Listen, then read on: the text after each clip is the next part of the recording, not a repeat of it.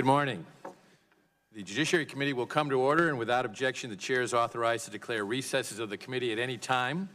We welcome everyone to this morning's hearing on transparency and accountability, examining Google and its data collection, use, and filtering practices. Before I recognize myself and the ranking member for opening statements, I'd like to recognize our first witness, the Majority Leader, Kevin McCarthy of California, for his statement. Welcome. Well, thank you, Mr. Goodlatte, Chairman Goodlatte, for working with me to organize this hearing. I want to thank Sundar Pichai for testifying on Capitol Hill. We appreciate and note your willingness to travel here and answer our questions. First, in a private setting in September, and now in a public setting. Google is one of the most valuable companies in America because of what it does.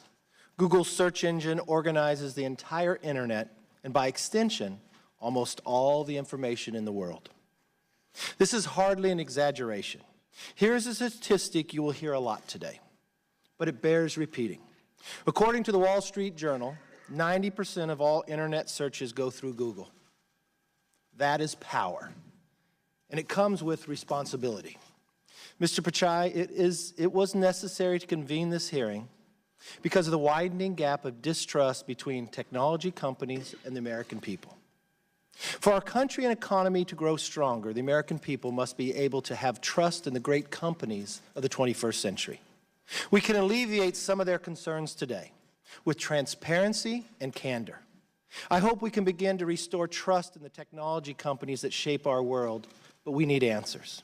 We need to know first that Google is committed to the free market ideals of competition and entrepreneurship that launched its revolutionary products to begin with. Second, we need to be sure that any political bias within Google's workforce does not creep into its search products. Third, we need to know that Google is living up to America's belief in free expression and human rights when it deals with foreign governments. Now, a word on the last subject. Right now, Google reportedly is developing a censored search engine with the Chinese Communist Party. It is also developing next-generation technology on Chinese soil and in conjunction with Chinese national champions like Tencent. Technology that the administration considers a national priority. Now, this news raises a troubling possibility that Google is being used to strengthen China's system of surveillance, repression, and control. Right this very second, China's authoritarian system detains more than 1 million religious minorities in re-education camps. Mr. Pichai, I urge you to reflect on that fact and on the promise your company made when it pulled out of the China market in 2010. And I applauded you for that move in 2010. Back then, Google promised it would not censor its search results in China or compromise its commitment to a free and open internet. Now, in light of these recent events, I think the American people deserve to know, is something changed? And if so, what? All of these topics, competition, censorship, bias, and others point to one fundamental question that demands the nation's attention. Are America's technology companies serving as instruments of freedom or instruments of control? Are they fulfilling the promise of the digital age? Are they advancing the cause of self-government? Or are they serving as instruments of manipulation, used by powerful interests and foreign governments to rob the people of their power, agency, and dignity? I believe we need to grapple with these questions together as a nation. Because the free world depends on a free internet. We need to know that Google is on the side of the free world, and that it will provide its services free of anti-competitive behavior, political bias, and censorship. I want to thank you again for being here and answering these questions. I look forward to listening to the answers with a very open mind, and I yield back. I'd now like to invite Mr. Pichai to take his seat at the witness table.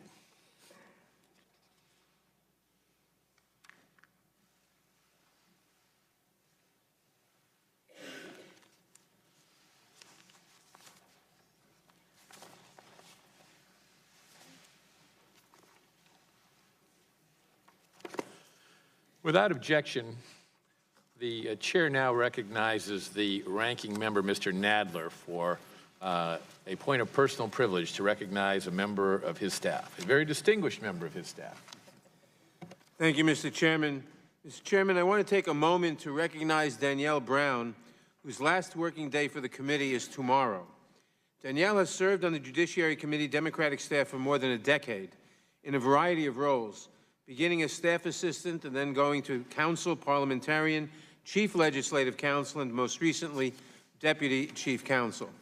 Danielle has been essential to the operations of this committee, and she has been involved in nearly every important piece of committee business over the last decade. Her interests and expertise range from protecting vulnerable immigrants to ensuring reproductive freedom and preserving vital consumer protections. She is leaving us now, unfortunately, to become general counsel and parliamentarian of the Ways and Means Committee. Our loss is surely their gain. I wish her well. I appreciate her wise counsel. I thank her for all of her years of service to this committee, and I hope the committee will join me in thanking her for her years of service to this committee. Would the gentleman yield?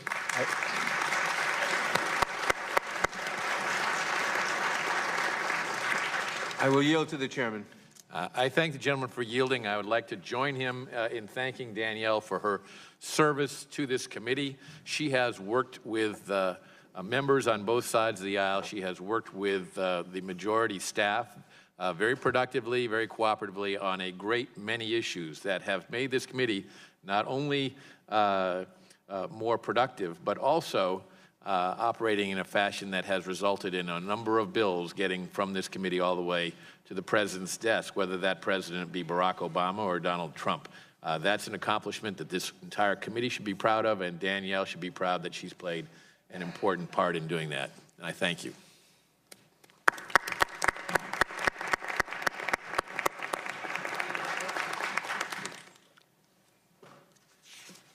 I now recognize myself for an opening statement. In the United States, Google operates the preeminent internet search engine, the leading email service provider, and the Android operating system, which runs most of the smartphones in the United States. When a consumer performs an internet search, sends an email, or uses his or her smartphone, Google collects information on that person.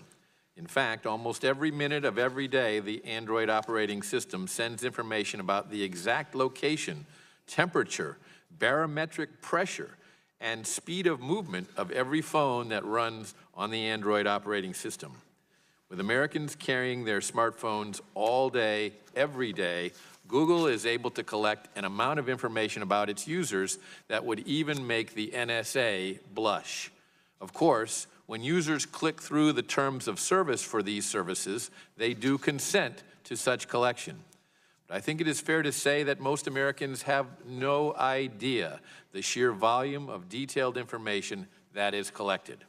Today, I hope to get answers on the extent of data collection and use by Google. In addition, decades ago, Congress passed the Communications Decency Act, including Section 230 of that act, which allows service providers to remove lewd, lascivious, excessively violent, or otherwise objectionable content from their platforms. This law allows service providers to remove illegal materials, including child pornography and content that is illegal under our intellectual property laws. While meant to allow them to block illegal, obscene, and harmful materials, there is some discretion that service providers, by necessity, must use to make decisions about what content is harmful or objectionable. Given Google's ubiquity in the search market, Google is often consumers' first and last stop when searching for information on the internet. As such, this committee is very interested in how Google makes decisions about what constitutes objectionable content that justifies filtering, and who at Google makes these decisions. Given the revelation that top executives at Google have discussed how the results of the 2016 elections do comply with Google's values, these questions have become all the more important. While it is true that Google is not a government entity, and so it does not have to comply with the First Amendment, the American people deserve to know what types of information they are not getting when they perform searches on the internet. The market works best when information about products and services is readily available. And so today, on behalf of this committee and the American consumer, I hope to get answers from Mr. Pichai regarding who at Google makes the judgment calls on whether to filter or block objectionable content, and what metrics Google uses to make those decisions. I want to thank Google's CEO for his willingness to testify today and to answer these and other questions. With respect to search results, algorithmic screening is the primary means through which Google sorts data and information. Google's search algorithm, for example, calculates what is presented to a user based on the variables the user inputs into the search bar. At its best, Google's algorithm reaches the best answer in the least amount of time while providing choices to the user by ranking pages most relevant to the search inquiry. Of course, by ranking pages, Google search always favors one page over another. This kind of bias appears harmless. After all, the point of a search is to discriminate among multiple relevant sources to find the best answer. This process, however, turns much more sinister with allegations that Google manipulates its algorithm to favor the political party it likes, the ideas that it likes, or the products that it likes. There are numerous allegations in the news that Google employees have thought about doing this, talked about doing this, and have done it. The dangerous implications to a fair democratic process cannot be understated. One study performed by psychologist Robert Epstein has revealed that internet search rankings have a significant impact on consumer choices, mainly because users trust and choose higher-ranked results more than lower-ranked results. After performing 5 relevant double-blind randomized controlled experiments using a total of 4,556 undecided voters representing diverse demographic characteristics of the voting populations of the United States and India, the study revealed that biased search rankings can shift the voting preferences of undecided voters by 20% or more. The shift can be much higher in some demographic groups, and search ranking bias can be masked so that people show no awareness of the manipulation. The potential for this kind of bias is clearly problematic and is further compounded by the fact that Google every day collects mountains of information about its users while they are actively engaged with a Google product or even when they are not. According to a study conducted by Vanderbilt University, a dormant, stationary Android phone with Chrome active in the background communicated location information to Google 340 times during a 24-hour period, or at an average of 14 data communications per hour. The collection of location data may be obvious to most users, but they are often unaware of the many sensors that the Android platform supports, including an accelerometer, a barometer, and a photometer. These sensors, in addition to the cameras and microphone on a mobile device, can collate into a very accurate picture of where a user is, what they are doing, and who else is there. The shocking amount of information that Google collects via its phones was recently featured on Good Morning America, in which a reporter using an Android phone with no SIM card that wasn't connected to the internet discovered that the phone collected the device's movement, even identifying the mode of transportation, such as the subway or even a bicycle, and at times taking 10 sensor readings per minute. Moreover, Google's practice of reinforcing its dominance in light of allegations of self-serving bias creates little choice for consumers across the spectrum of internet-based products or services. Given that Google's ads show up on non-Google websites, and Google's search engine is being used as the default search tool on other products, such as the Apple phone, it is almost impossible to avoid Google altogether. Google is many things. It's one of the largest data collectors ever seen in human history. It's an advertiser that can get the right product to the right customer at precisely the right time. Google is also an internet giant, directing over 3.5 billion searches per day. With this massive authority, however, comes the potential for far-reaching abuse.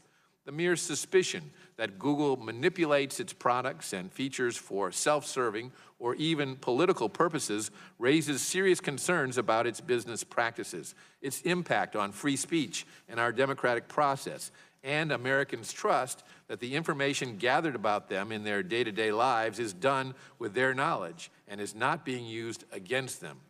My hope is that through our inquiries today, we will ensure more transparency and accountability going forward. Last, despite the nature and scope of today's hearing, Google is still the story of the American dream.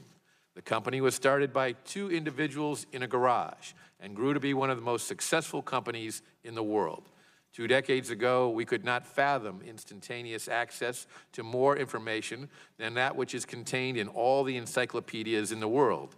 Now we take that for granted because of the innovative services Google provides. With that, I want to again thank our witness for his presence here today.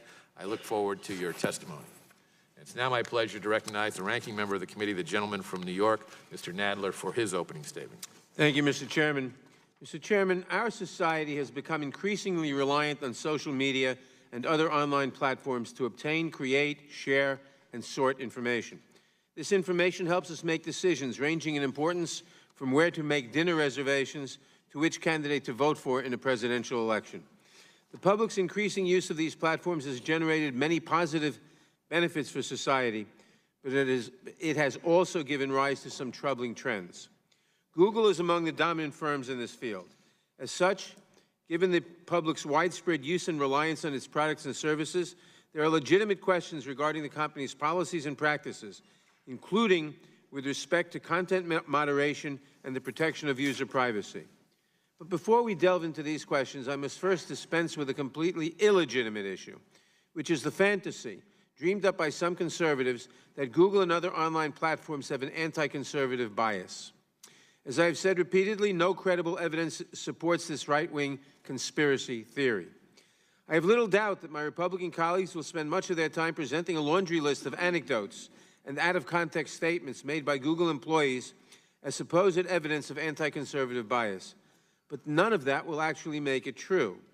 But this fact-free propaganda does help generate the mistrust that the majority leader referred to a few moments ago. And even if Google were deliberately discriminating against conservative viewpoints, just as Fox News and Sinclair Broadcasting and conservative talk radio hosts like Rush Limbaugh discriminate against liberal points of view, that would be its right as a private company to do so, not to be questioned by government. During the Reagan administration, about 35 years ago, the Federal Communications Commissioners appointed by Ronald Reagan abolished what we used to have called the Fairness Doctrine, which placed an obligation on broadcasters who use the public airwaves to be fair to different points of view. This question might be relevant if the Republican members wanted to bring back the Fairness Doctrine and expand its scope to social media companies. I doubt we will see any interest in doing so. But we should not let the delusions of the far right distract us from the real issues that should be the focus of today's hearing. For example, we should examine what Google is doing to stop hostile foreign powers from using its platform to spread false information in order to harm our political discourse. It has been more than 2 years since the 2016 election, yet this committee has not held a single hearing focused on Russia's campaign to manipulate online platforms to undermine American democracy, despite the fact that it is the consensus view of our intelligence agencies that Russia engaged in a massive disinformation campaign to influence the 2016 election. I hope that Mr. Pichai can tell us what actions Google has taken to counter this unprecedented attack and what gaps remain in its defenses without being so specific as to give a guidance to foreign powers.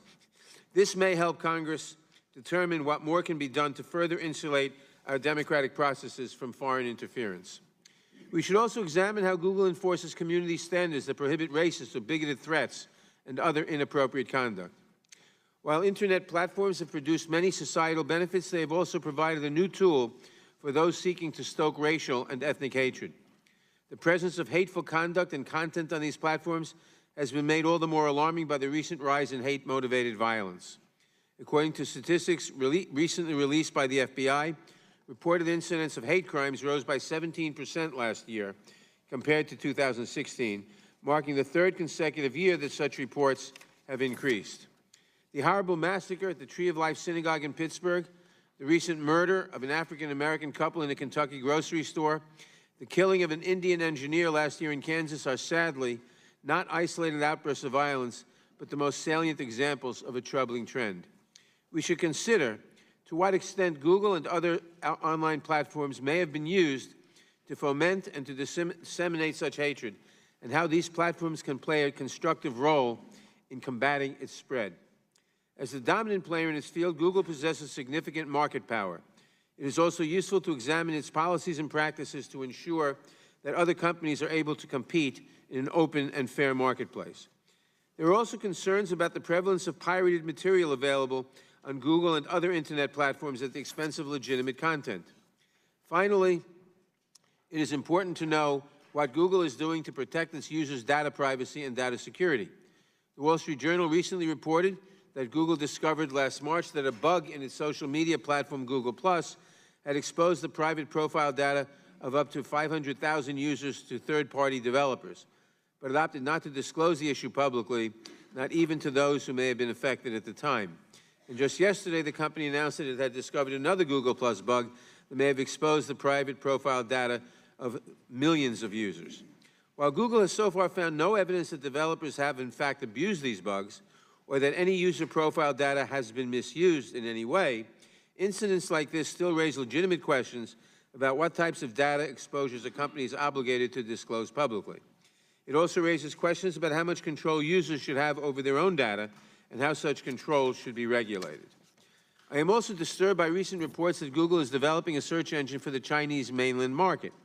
According to these reports, this search engine would not only accommodate Chinese government censors, it might allow the Chinese government to track individuals by linking search terms to the user's mobile phone number.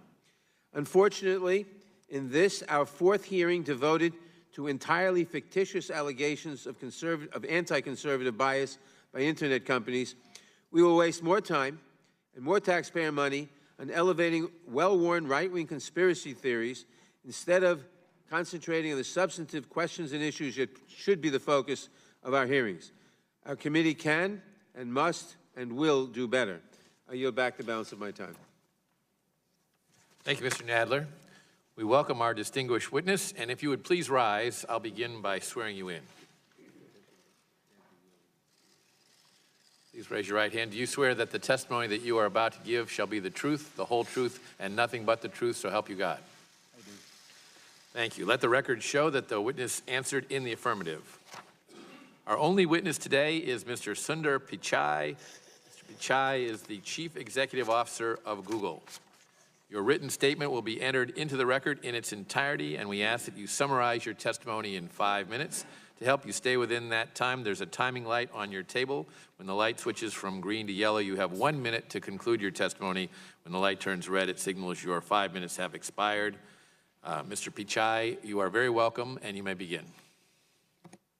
Chairman Goodlatte, Ranking Member Nadler, distinguished members of the committee, thank you for the opportunity to be here today. I joined Google 15 years ago, and I've been privileged to serve as CEO for the past 3 years. But my love for information and technology began long before that. It's been 25 years since I made the US my home. Growing up in India, I have distinct memories of when my family got its first phone and its first television. Each new technology made a profound difference in our lives. Getting the phone meant I could call ahead to the hospital to check that the blood results were in instead of taking a 2-hour trip there. And the television, well, it only had one channel, but I couldn't have been more thrilled by its arrival. Those experiences made me a technology optimist, and I remain one today. Not only because I believe in technology, but because I believe in people and their ability to use technology to improve their lives. I'm incredibly proud of what Google does to empower people around the world, especially here in the US. I'd like to take a moment to share a bit of background on that. 20 years ago, 2 students, one from Michigan and one from Maryland, came together at Stanford with a big idea: to provide users with access to the world's information. That mission still drives everything we do, whether that's saving you a few minutes on your morning commute or helping doctors detect disease and save lives. Today, Google is more than a search engine. We are a global company that's committed to building products for everyone. That means working with many industries, from education and healthcare to manufacturing and entertainment. Even as we expand into new markets, we never forget our American roots. It's no coincidence that a company dedicated to free flow of information was founded right here in the US. As an American company, we cherish the values and freedoms that have allowed us to grow and serve so many users. And I'm proud to say we do, and we will continue to work with the government to keep our country safe and secure. Over the years, our footprint has expanded far beyond California to states such as Texas, Virginia, Oklahoma, and Alabama. Today in the US, we are growing faster outside of the Bay Area than within it. I've had the great opportunity to travel across the country and see all the places that are powering our digital economy, from Clarksville to Pittsburgh to San Diego, where we recently launched a partnership with the USO to help veterans and military families. Along the way, I've met many people who depend on Google to learn new skills, find jobs, or new businesses. Over the past year, we have supported more than 1.5 million American businesses. And over the past 3 years, we have made direct contributions of $150 billion to the US economy, added more than 24,000 employees, and paid over $43 billion to our US partners across Search, YouTube, and Android. These investments strengthen our communities and support thousands of American jobs. They also allow us to provide great services to our users to help them through the day. It's an honor to play this role in people's lives. And it's one we know comes with great responsibility. Protecting the privacy and security of our users has long been an essential part of our mission. We've invested an enormous amount of work over the years to bring choice, transparency, and control to our users. These values are built into every product we make. We recognize the important role of governments, including this committee, in setting rules for the development and use of technology. To that end, we support federal privacy legislation and proposed a legislative framework for privacy earlier this year. Users look to us to provide accurate, trusted information, and we work hard to ensure the integrity of our products. We have put a number of checks and balances in place to ensure they continue to live up to our standards. I lead this company without political bias and work to ensure that our products continue to operate that way. To do otherwise would be against our core principles and our business interests. We are a company that provides platforms for diverse perspectives and opinions, and there is no shortage of them amongst our employees. Some Googlers are former servicemen and women who have risked much in defense of their country. Some are civil libertarians who fiercely defend freedom of expression. Some are parents who worry about the role technology plays in our households. Some, like me, are immigrants who are profoundly grateful to the freedoms and opportunities it offers. And some of us are many of these things. Let me close by saying that leading Google has been the greatest professional honor of my life. It's a challenging moment for our industry, but I'm privileged to be here. I greatly appreciate you letting me share the story of Google and our work to build products worthy of the trust users place in us. Thank you for the opportunity, and I look forward to answering your questions. Thank you. We'll now proceed under the 5-minute rule with questions, and I'll begin by recognizing myself. Mr. Pichai, is it true that the Android operating system sends Google information every few minutes, detailing the exact location of a smartphone within a few feet, the speed of movement of the phone, the altitude of the phone sufficient to determine what floor of a building the phone is on, the temperature surrounding the phone, and other readings? And if so, with Americans carrying their phones with them virtually at all times, doesn't the collection of this volume of detailed information really mean that Google is compiling information about virtually every movement an individual with a smartphone is making every hour of every day? Mr. Chairman, thank you for that question. Today, for any service we provide our users, we go to great lengths to protect their privacy, and we give them transparency, choice, and control. Android is a powerful platform and provides smartphone for over 2 billion people. And as part of that, it depends on the applications users choose to use. If you're using a fitness application, which is detecting the number of steps you walk, you expect it to send that information. But it's a choice users make. We make it clear, and it depends on the use cases. So the answer to my question, my first question is yes. Is that correct, that the information that I cited is gathered by Google? For Google services, you have a choice of what information is collected, and we make it transparent. I understand there are uses that consumers make use of. I use it to keep track of the number of steps I walk. I understand that service that one of your competitors provides, so I understand that purpose. But do you think the average consumer understands that Google will collect this volume of detailed information when they click through the terms of service agreements in order to use the Android operating system? It's really important for us that, that average users are able to understand it. This is why we do something called privacy checkup. I think average users read the terms of service and the updates that are very frequently sent to us?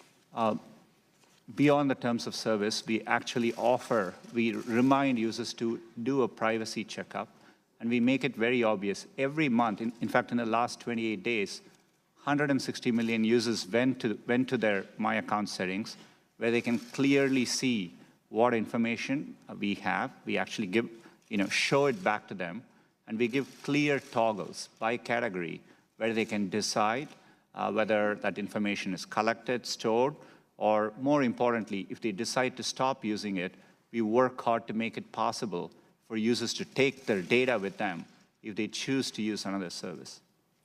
Let me switch to the issue of Section 230 of the Communications Decency Act. You heard me say in my opening statement that this provides broad liability protections for you and other technology companies for good faith restrictions that when Google thinks something is obscene, lewd, lascivious, filthy, excessively violent, harassing, or otherwise objectionable.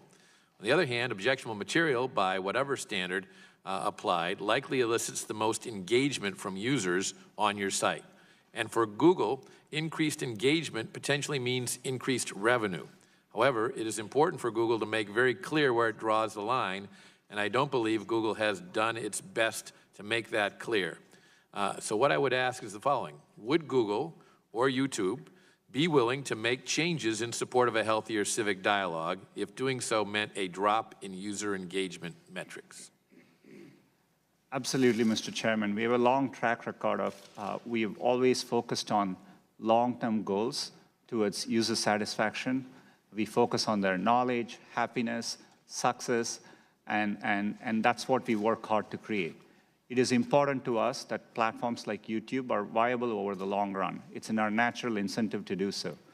YouTube is a place where users, advertisers, and content creators who make their livelihoods use the platform. And so we want to make this work in a sustainable way. When it comes to political advertising, as you know, some of your competitors in other advertising media are required by law to offer the same rate, the lowest rate, as a matter of fact, to all political candidates. So, for example, that's true in television and radio. Should competing political candidates be charged the same effective ad rates to reach prospective voters? Our advertising products are built without any bias, and the rates are competitive, set by a live auction process. So depending on the keywords for which you're bidding for, depending on the demand there is in the auction, the prices are automatically calculated. So, the system decides that based on supply and demand. I understand it's automatically calculated, but could two competing political candidates targeting the same audience see different ad rates? And if yes, could that disparity be substantial? There wouldn't be a difference based on, any political reasons unless there are keywords which are of particular interest and the market determines it. So it's essentially a supply-demand equilibrium. It can lead to difference in rates, but it will vary from time to time. Can those rates be very substantial in difference?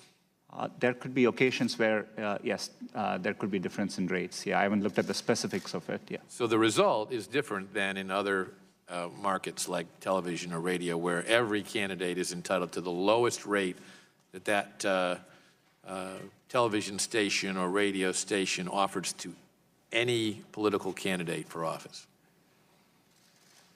There could be variations based on the time of the day, the keywords you're choosing to go for, the geographies you're advertising in. But it's decided by the system, and it's a process we have done for over 20 years. And let me assure you, anything to do with our civic process, we make sure we do so in a nonpartisan way, and it's really important for us. Thank you. The chair recognizes the gentleman from New York, Mr. Nadler, for 5 minutes. Thank you, Mr. Pichai. According to media reports, Google found evidence that, well, let me go the other one first. Google found a bug in its Google Plus social media platform that could have potentially exposed the private data of up to 500,000 users without the consent to third-party developers. Google, however, did not disclose this bug until months later after it was revealed by a report in the Wall Street Journal. Yesterday, as I mentioned before, you announced another bug. What legal obligations is the company under to disclose data exposures that do not involve sensitive financial information, but still involve private personal data like a user's name, age, email address, or phone number? Congressman, we take privacy seriously. The bugs you mentioned are bugs. We found them by either doing an audit or using our automated testing systems. Whenever we find any bugs, we follow, it gets escalated to our Privacy and Data Protection Office, and we comply with. All right, I'm not criticizing what you do. I'm asking what legal obligation is the company under to disclose such data exposures that don't involve financial information but still involve other personal information? It depends on the situation. We follow the requirements, and in that case, in the first case, typically we look at our legal requirements, but we go above and beyond to make sure we do the right thing for our users. In the first case, both there was no evidence data was misused, and we couldn't accurately I understand all that, but my question is, what legal obligations are there? Today, right now, if you've found a bug, and you've ascertained, once you've done the investigation and you've ascertained the users who are eligible for notification, my understanding is you have 72 hours, and we both notify users as well as regulators in that time frame. Okay, thank you. Now, according to media reports, Google found evidence that Russian agents spent thousands of dollars to purchase ads on its advertising platforms that span multiple Google products as part of the Russian agents' campaign to interfere in the election 2 years ago. Additionally, Juniper Downs, head of global policy for YouTube, testified in July that YouTube had identified and shut down multiple channels containing thousands of videos associated with the Russian misinformation campaign. Does Google now know the full extent to which its online platforms were exploited by Russian actors in the election 2 years ago? We have, we undertook a very thorough investigation, and in 2016, we now know that there were 2 main ad accounts linked to Russia, which advertised on Google for about $4,700 in advertising. We also found other limited. Total of $4,700? That's right. Which was, no amount is okay here, but we found limited activity, improper activity. We have learned a lot from that, and we've, dramatically increased the protections we have around our election offerings. Leading up to the current elections, we again found limited activity, both from the Internet Research Agency in Russia, as well as accounts linked to Iran. And what specific steps have you taken, including during the recent 2018 elections, to protect against further interference by Russia or other hostile foreign powers? We have undertaken a significant review of how ads are bought. We look for the origin of these accounts. We share and collaborate with law enforcement, other technology companies, and we essentially are investing a lot of effort and oversight in this area. And looking ahead to the next Congress, I assume we can have your assurances that Google will work with this committee as we examine the issue of how to better secure our elections from future foreign interference? Congressman, protecting our elections is foundational to our democracy, and you have my full commitment that we'll do that. Okay, my last question, because time is running out. What are you doing, what is Google doing to combat the spread of white supremacy and right-wing extremism across YouTube? Congressman, YouTube is an important platform. We do want to allow for diverse perspectives and opinions, but we have rules of the road. We have clear content policies, and we have policies against many categories, and we are transparent about these policies. And, and when we find violations on our policies, we do remove those videos and handle content. When you find violations, you what? Of our policy. For example, we have policies against hate speech, and we clearly define them. And if we find any violations there, we do take down content. When you take down the content, do you note who put it up so you can flag future content from the same sources? We look at it on a video-by-video basis. To the extent there are repeat offenses from a same account, we do take into account, and we notify the content creator, and we follow up accordingly. Thank you very much. I yield back. Chair recognizes the gentleman from Texas, Mr. Smith, for 5 minutes. Thank you, Mr. Chairman. Mr. Chairman, Google has revolutionized the world, though not entirely in the way I expected. Americans deserve the facts objectively reported. The muting of conservative voices by internet platforms has intensified, especially during the presidency of Donald Trump. More than 90% of all internet searches take place on Google or its subsidiary, YouTube, and they are curating what we see. Google has long faced criticism for manipulating search results to censor conservatives. Conservative individuals and organizations have had their pro-Trump content tagged as hate speech or had their content reduced in search results. And enforcement of immigration laws has been tagged as hate speech as well. Such actions pose a grave threat to our democratic form of government. PJ Media found that 96% of search results for Trump were from liberal media outlets. In fact, not a single right-leaning site appeared on the first page of search results. This doesn't happen by accident, but is baked into the algorithms. Those who write the algorithms get the results they must want, and apparently management allows it. Dr. Robert Epstein, a Harvard-trained psychologist, authored a study recently that showed Google's bias likely swung 2.6 million votes to Hillary Clinton in the 2016 election. Google could well elect the next president with dire implications for our democracy. This should be of real concern to all but the most politically partisan. Those at the top set the tone. It will require a Herculean effort by the chief executive and senior management to change the political bias now programmed into the company's culture. And Mr. Pichai, let me ask my first question about those examples of political bias that I just mentioned, and you're going to hear others too. In your opening statement, you mentioned your desire to provide information that was without political bias. Clearly, that's not working. So what are you going to improve that situation? Congressman, thanks for the question. If I may, some of the studies you mentioned, we have investigated those. There are other studies which have looked at it. We have found issues with the methodology and the sample size and so on. But let me step back and say, providing users with high quality, accurate, and trusted information is sacrosanct to us. It's what our principles are, and our business interests, our natural long-term incentives are aligned with that. We want to serve users everywhere, and we need to earn their trust in doing so. Right. So what actions are you going to take to try to counter the political bias in some of those examples that I just gave? I mean, they're irrefutable, so it occurs. You have to take some responsibility for that bias.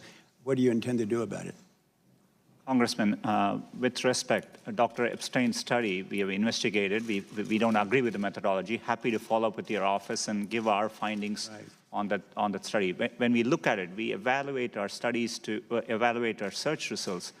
Today, we use a very robust methodology, and we have been doing this for 20 years. making sure the results are accurate is what we need to do well, and we work hard to do that. What does methodology have to do with the fact that 96% of the references to Trump are from liberal media?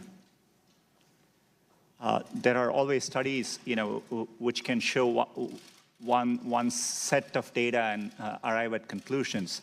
But we have looked at results on our top news category. We find that we have a wide variety of sources, including sources from the left and sources from the right, and we are committed to making sure there's diverse perspectives.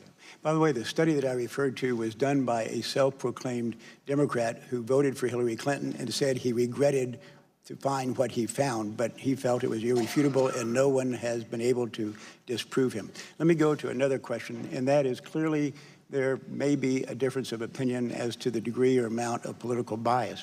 Would you agree to allow an independent entity to study your search results for political bias? I know you've have individuals studying that now, but you appointed them.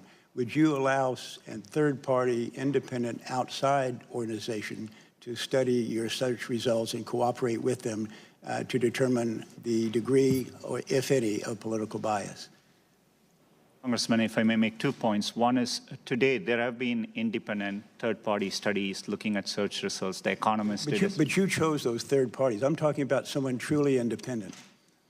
We didn't choose those third parties. I mean, they completed those studies. The second is we are transparent as to how we evaluate search. Yes. We publish our rater guidelines. We publish it externally, and raters evaluate it. And that's how we are trying hard to understand what users want, and this is something important to us to get right. I'm happy to follow up and explain the methodology and the studies which have been done by independent third parties. Okay.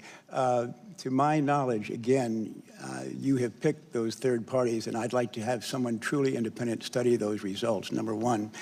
Number two, also to my knowledge, you've never sanctioned any employee for any type of, for manipulating the search results whatsoever. Is that the case? The time of the gentleman has expired, but Mr. Pichai will be allowed to answer the question. And very quickly, it's not possible for an individual employee or groups of employees to manipulate our search results. We have a robust framework, including many steps in the process. Well, so my time is up. Let me just say I disagree. I think humans can manipulate the process. It is a human process at its base. Thank you, Mr. Chairman. Yield back. Chair recognizes the gentlewoman from California, Ms. Lofgren, for 5 minutes. Thank you, Mr. Chairman, and thank you for being here, Mr. Pichai.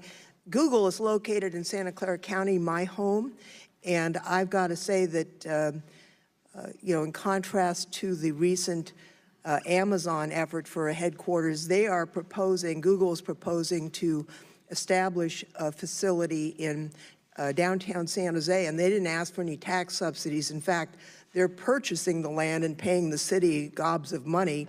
I'm going to be parochial and ask a question, because I think most people in San Jose are excited by the proposal, but there's anxiety about the impact on housing and whether Google intends to be a partner with the city of San Jose to make sure that we accommodate the housing that will be necessary for the 20,000 additional employees that are proposed in San Jose. Sorry, I missed the last part of your question. Whether you would be a partner with the city in helping to provide additional housing to accommodate these employees.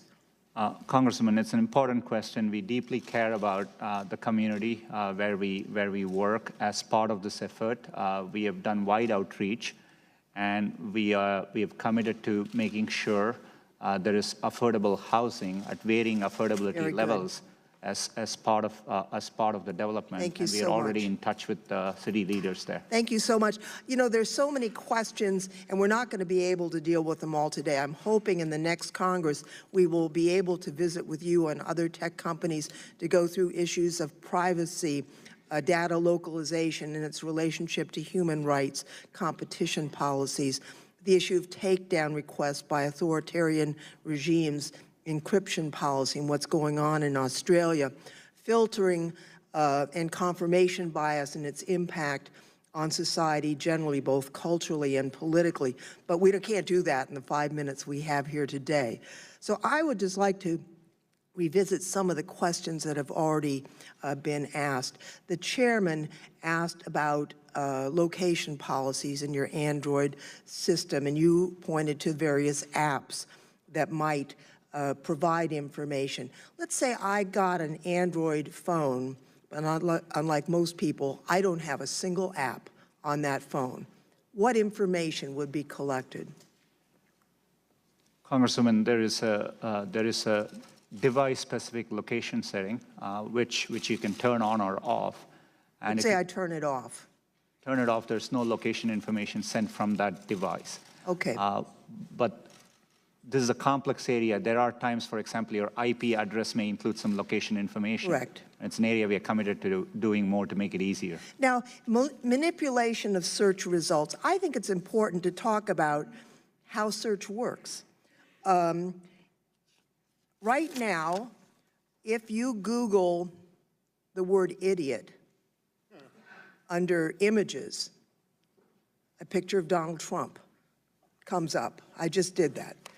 How would that happen? How does search work so that that would occur? We provide search today for any time you type in a keyword. We, as Google, we've gone out and crawled and stored copies of billions of web pages in our index, and we take the keyword and match it against web pages and rank them based on over 200 signals. Things like relevance, freshness, popularity, how other people are using it. And based on that, at any given time, we try to rank and find the best results for that query. And then we evaluate them with external raters to make sure that, and they evaluate it to objective guidelines. And that's how we make sure the process is working. So it's not some little man sitting behind the curtain figuring out what we're going to show the user. It's basically a compilation of what users are generating and trying to sort through that information. Last year, we served over 3 trillion searches. And just as a fact, every single day, 15% of the searches Google sees, we have never seen them before. So, this is working at scale. And we don't manually intervene on any particular search result. I would just like to note, from time to time, my colleagues on the other side of the aisle complain that they hear an individual engineer appears to be a Democrat. And I just like to put this in context. In Santa Clara County, Donald Trump in the 2016 election got 20% of the vote. That's how much of the vote he got. So it's not a surprise that the engineers who live in Santa Clara County would reflect that general political outcome. That has nothing to do with the algorithms and the really automated process that is the search engine that serves us. If we didn't have Google, we wouldn't be able to find any information in the efficient way that we do. I look forward next year to working with you on some of the very serious questions that we face. It's pretty obvious that bias against conservative voices is not one of them. Thank you very much. My time has expired, Mr. Chair. The chair recognizes the gentleman from Ohio, Mr. Shabbat, for 5 minutes. Thank you, Mr. Chairman. And Mr. Pichai, let me start out with something real quickly. We've heard several times this morning the mention that 90% of the time that a person, he or she, does an internet search, that it's through Google. Would you basically agree that that's true? More than ever, there are many ways users access information. Just to give an example, if you're trying to shop, if you're trying to buy something, more than 50% of product searches originate with Amazon in the US today. If you're looking for information on news, today you can get it from more sources than ever before. But do you dispute then the 90% number? Our internal, it's tough for us to assess the numbers. There are external studies which have shown different numbers, including lower numbers than that. Okay. Now, you've heard the allegation this morning. I know you dispute it, but you've heard the allegation that there's a bias in favor of liberal or progressive points of view and against a more conservative point of view. You've heard that this morning already, is that correct? Yes, Okay. Let me tell you now about a firsthand experience that I've had. I do a weekly blog. I've been doing it for the better part of 9 years now. And a while back, Republicans in the House passed legislation to repeal and replace Obamacare. Our bill was called the American Health Care Act, or the AHCA. When I was writing my blog about that, I Googled American Health Care Act, and virtually every article was an attack on our bill. Article after article alleging that our bill would result in millions and millions of people losing the great care that they were supposedly getting under Obamacare. I would argue that was completely false. But it wasn't until you got to the third or fourth page of search results before you found anything remotely positive about our bill. Let me give you a second example. The Republican tax cut bill was passed about a year ago, the Tax Cuts and Jobs Act, same story. Article after article attacking the Republican tax cut plan, alleging the tax cuts only went to the rich when, in actuality, about 85% of taxpayers got their taxes cut, including millions and millions of middle-class taxpayers. And once again, to find any article that had anything remotely good to say about our plan, you had to go deep into the search results. Now, I know Google's attitude, the algorithm made us do it, but I don't know that I buy that. How do you explain this apparent bias on Google's part against conservative points of view, against conservative policies? Is it just the algorithm, or is there more happening there? Congressman, I understand the frustration at seeing negative news, and I see it on me, on Google. There are times you can search on Google, and page after page there's negative news which we reflect. But what is important here is we use a robust methodology to reflect what is being said about any given topic at any particular time. And we try to do it objectively using a set of rubrics. It is in our interest to make sure we reflect what's happening out there in the best objective manner possible. I can commit to you and I can assure you, we do it without regards to political ideology. Our algorithms have no notion of political sentiment. I guess, I'm going to run out of time here. I apologize for interrupting, but and I sincerely believe that you believe what you're saying here. But you've got almost 90,000 employees. Somebody out there is doing something that just isn't working if you're looking for unbiased results. And I've seen this firsthand, time after time. I just mentioned two of the most obvious ones that people would remember, yeah, those bills, heard about those.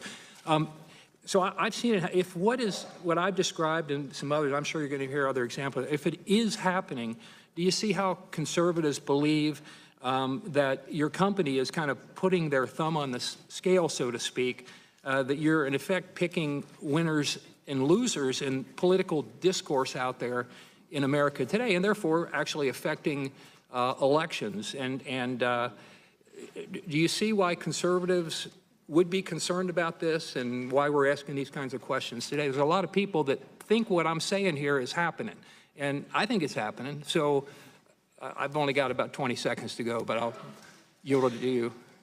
Congressman, it's important to me that I understand these concerns. This is why I've been trying to reach out and meet people. We've done outreach. We want to explain how these things work. We are happy to look at independent studies. It's important to us to demonstrate that our products work without any bias, and we build our products in a neutral way. And I'm happy to follow up and look forward to getting a chance to explain it better. Thank you very much, and I appreciate your willingness to follow up, because I think a lot of people have a lot of questions. And I know I'm already out of time, but let me also thank Google for one thing. And I happen to be chair of the House Small Business Committee, and your company has worked with an awful lot of small businesses all across the country, created a lot of jobs, and I commend you for that. Yield back.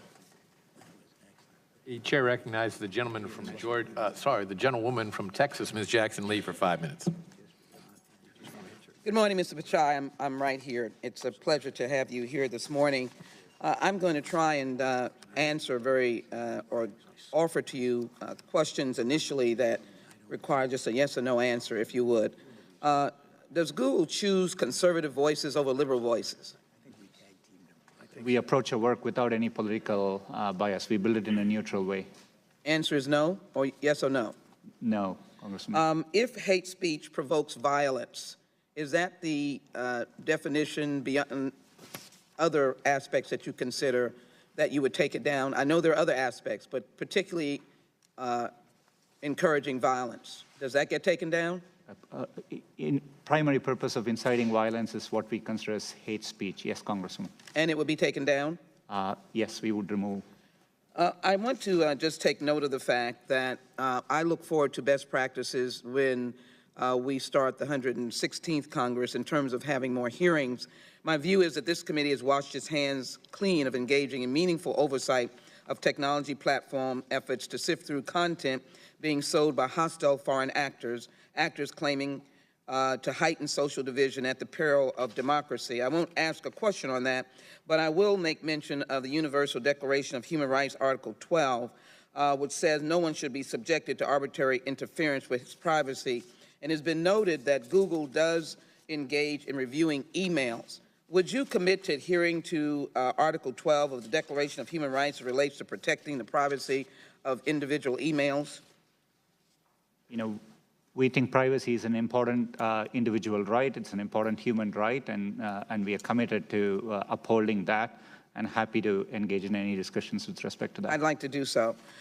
We know that building the U.S. economy through innovation is very important. I would like to know whether or not you would be open to Google involving the AI economy to non-traditional areas of social economic groups. Data shows the impact of not having that access. Would you be welcome, or would you welcome invitations to those communities to do more than what has been done? Definitely, absolutely, yes. You received a letter from the Senate a few weeks ago regarding illegal drug sales. It's quite extensive, and my question is, have you made any efforts to deal with the facilitating of sale of counterfeit, substandard, and falsified medicines sold through illegal online pharmacies? Congressman, this is a national crisis. We have undertaken a lot of work in this area. We just recently rolled out, we participated in National Take Back Day. In Google Maps, we showed drop-off locations. We work with law enforcement here, and just last week, we received a corporate citizenship award from Partnership for Drug-Free America, and we are very committed to doing more work in this area. We applauded you in 2010 when Google took a very powerful stand of principle and democratic values over profits and came out of China. I am concerned that you are now going back into China and upholding the dragonfly procedures which would help censor Chinese persons seeking a lifeline of democracy and freedom. How can you do that, and what are you doing to minimize or to indicate that this is not best practices? Congressman, at the outset, right now we have no plans to launch in China. We don't have a search product there. Our core mission is to provide users access to information, and getting access to information is an important human right. So we are always compelled across the world to try hard to provide that information. But right now there are no plans to launch search in China. I'm committed to being fully transparent, including with policymakers, to the extent we ever develop plans to do that. I'd like to pursue that with you, and I thank you for that. I think that was an important statement. My community is diverse. As you well may have heard, the Congressional Black Caucus has been working extensively with Google and other search engines to recognize there are not enough individuals of diversity and African Americans. My district has a huge number of musicians, artists, and creators from all areas of entertainment. I'd be interested in what efforts are being taken by Google's platform, YouTube, to promote diversity and inclusion with its employees. What are the demographics of YouTube's U.S. employees? And also, how is YouTube currently distributing resources for U.S. diversity? But the focus is on diversity. What are you doing? YouTube is a great message, and there is a whole population growing of diverse persons, including African Americans. Diversity is an area where we are very committed to. YouTube, as you highlighted, is a platform where, as we reach out to content creators, we want to ensure there is diverse perspectives, and we do reach out to minority communities, and we engage with them to make sure they have a voice on the platform. It's something we are committed to doing. As a company, we have been undertaking a lot of work. We were one of the first to publish a transparency report. We publish our representation numbers, externally. There is a lot more work left to do. We acknowledge that, but it's an area I know we have engaged with the Congressional Black Caucus, and we're committed to doing more. Let me invite you to Texas and the 18th Congressional District on these very important issues, and I'd like to work with Google as we go forward on some of the many issues that I've raised here today.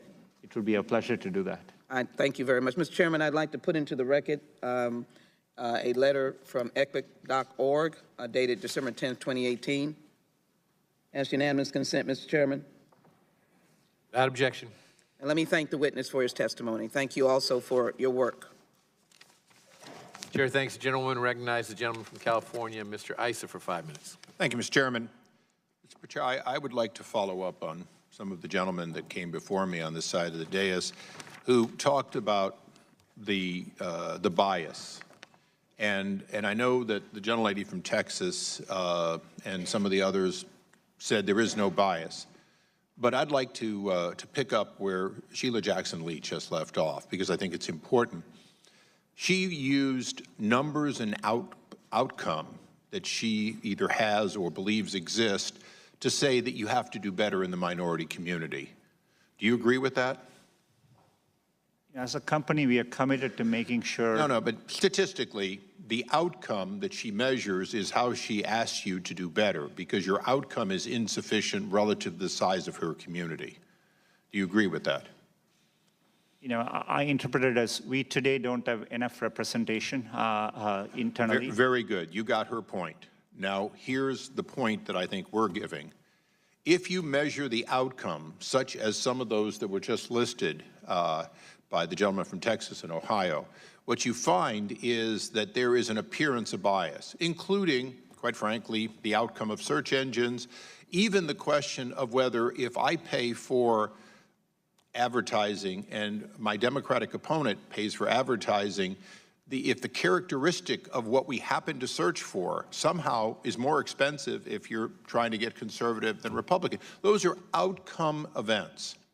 Will you commit to look in the case of potential political bias in all aspects of your very large company to look at the outcome, measure the outcome, and see if, in fact, there is evidence of bias using that, and then work backwards to see if some of that can be evened to what would appropriately be the outcome? Do you see my point there? Congressman, I understand. We don't want any, while I'm confident we don't approach our work with any political bias, I think it's important to me that we always look at outcomes and we assess to make sure there's no evidence of bias. And the reason I give you this point, for most of my adult life, there have been laws on the book to stop the events that Ms. Jackson Lee speaks of. We have had laws to protect minority communities. We have had laws to protect against segregation and bias. And yet, there are measurements that are still being used, including, quite frankly, we create districts that are dedicated to minorities in this country under federal orders because of a history or a measurement of outcome. And I would ask you to seriously come back, commit to measure, and when you find an outcome that is inconsistent with that which would be ordinarily predictable, I mean, we are two parties relatively tied in the outcome of elections on a national basis. If that outcome doesn't come out similar, then in fact, you have the evidence to work backwards and see if in fact policies can be found which are causing that artificially, and which, by the way, might include an overzealous liberal crowd that simply spends more time trashing Republicans than vice versa. That might be what you find, but unless you look at the outcome, you're always going to say, well, we seem to be fair, but the outcome measured by my colleagues will, in fact, not work out. Congressman, I think it's a valid point. I appreciate it and happy to engage more and follow up on it. I want to get through just two more quick things. In your opening statement and in the questions you've asked, you have talked about turning off location and other data collection. And there are two things that I'm concerned about. Can you commit, as you go through generation 15, 16, 17 of your software, to improve the dashboard, the transparency, and the tools available to teach people how to protect their privacy, how to offload data, how to, in fact, turn off things they may not want to have in order to gain privacy? It's an area we want to do better. I want to acknowledge as the company has grown a lot, there is complexity, and it's something I do think we can do better. More than we do today show clear dashboards with the data and give controls, but we want to simplify it, make it easier for average users to navigate these settings, and it's something we are working on. And I will tell you, each time I try to turn it on and off, refreshing my memory is a pain, because there is no simple place to go to find out how to do it. But the reality is, I agree that you do have a dashboard, most don't. I ask unanimous consent now that an article from the Wall Street Journal, October 8th of 2018, be placed on the record. Without objection. And in that article, it talks about that the user data breach. And it also makes us aware that there's a memorandum at Google, and that memorandum has been requested by multiple members of Congress, including Senator Thune. Would you commit to provide that memorandum to Congress so that we can know more about the internal workings related to this breach? I'm happy to have my office follow up on it. I'm not fully aware of all the specifics there, but definitely I can commit to following up with your office on it. Thank you. Thank you, Mr. Chairman. Yield back. Chair thanks the gentleman and recognizes the gentleman from Tennessee, Mr. Cohen, for 5 minutes. Thank you, Mr. Chair. Howdy. First, I'd like to follow up what Mr. Issa was talking about. I use your apparatus often, or your search engine, and I don't understand all of the different ways that you can turn off the locations. There's so many different things. Have you considered having an online school that people could go to with a Google rep, and you could kind of log in and kind of ask questions, or have Google, and not like Comcast where you get put on hold for 30 minutes and then find somebody who you can't understand. Something easy to talk to somebody and say, how do I do this or that? Congressman, we are constantly looking for better ways to do it. One of the areas is giving online tutorials, and we haven't specifically looked at an option like that, but I'm happy to take that feedback. Today, we do remind people of privacy checkups, and we walk them through a flow. Around 20 million people come to it every day, and so we do. That's online, though. That's online. But you don't have individuals. I find it's a lot easier to talk to somebody and go, this is what I want, because the other thing is frustrating. But if you could look into that, I think would help. Privacy is something I think many people, and myself included, are interested in, but sometimes it's difficult to use the device to get that. Definitely. You said that you can turn off your location history, but that still your IP address will track your information. Is that correct? All I meant, not just common to Google. Today, many internet companies do collect and sometimes store IP information for security reasons. For example, we need to know the language in which we serve your search results. There may be some location information, in there. Location turns out to be in the fabric of how people use internet today. I do think it's important there is legislation in this area. As a company, we want to try and simplify things and be state of the art, but it is a complex area. We realize we need to do better, and we are working on it. Question about Russia. In recent months, authoritarian regimes, most prominently Vladimir Putin's regime in Russia, which seems to have first place, they're the Heisman winner of that, have used bots to manipulate YouTube's algorithms into restricting the accessibility of online content from democratic and human rights activists. Would the gentleman suspend Sure. the individual who has provided us please. with a poster will remove that immediately from the room? Or the... Could we have the doors closed? Could we have the doors closed? Capitol Police will escort the gentleman out of the building. I feel like I'm at a USC football game and shiver them. Absolutely. Thanks. Gentleman's recognized. And I get 20 more seconds, right? Yes, without objection. All right, so in recent months, authoritarian regimes, most prominently Vladimir Putin's regime in Russia, have used bots to manipulate YouTube's algorithms into restricting the accessibility of online content from democratic and human rights activists by piling up tens of thousands of artificial dislikes to their videos. I'm aware human rights activists have met with representatives of Google to discuss this problem and find a way of amending the algorithms to prevent this abuse by authoritarian regimes, but so far no systemic solution has been found.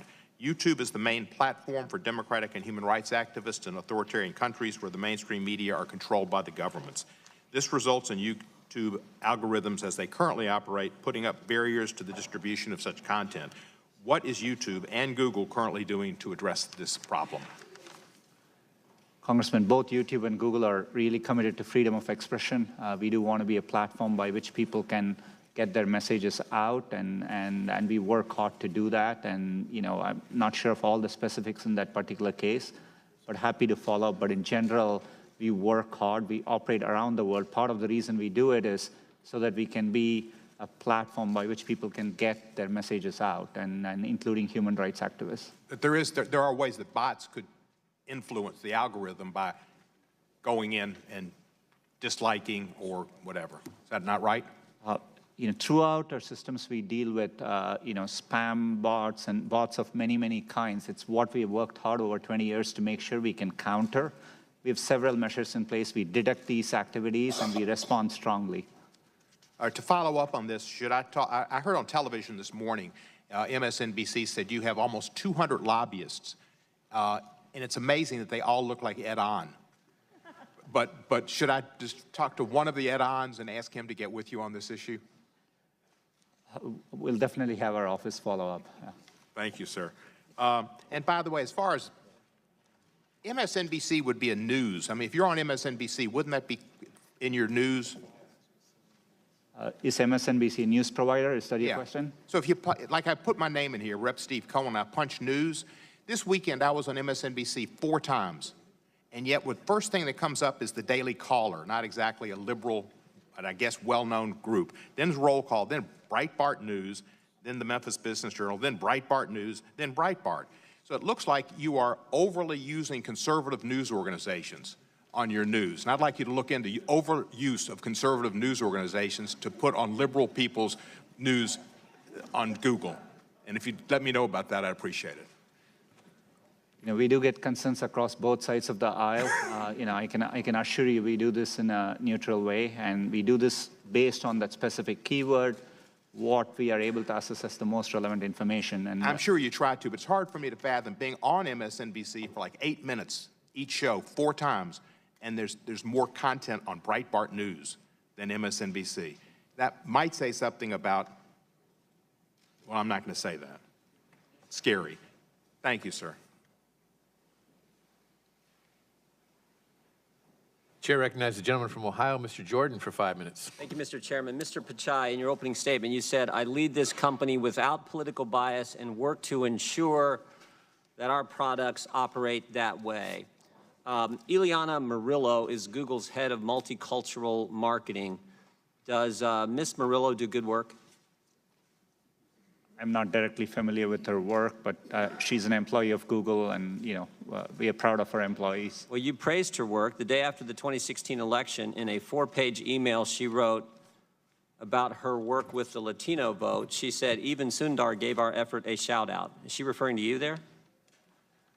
She was referring to my communication around translation for a different related effort. Okay, well, I'm going to look at 2 other sentences she had in that long email, again, recapping her work in the 2016 election with the Latino vote. She said this, we pushed to get out the Latino vote with our features. A few lines down in her email, she qualified that sentence, and she said, we pushed to get out the Latino vote with our features in key states. And she specifically cites the states Florida and Nevada. Near the end of her email, in a similar sentence, she says, we supported partners like Voto Latino to pay for rides to the polls in key states. With me?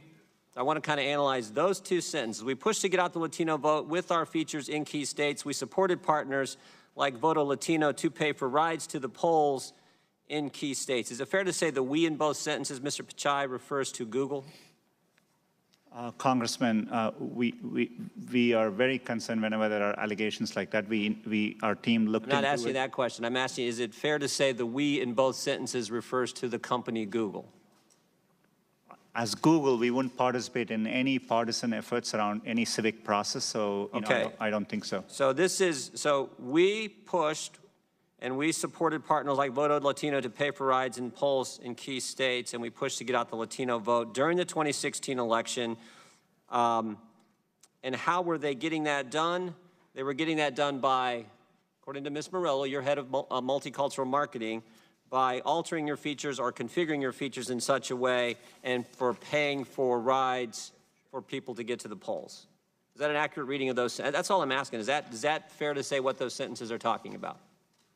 Not aware of all the specifics, but we did look into it. We found no evidence that there were any activity like that from Google towards that organization.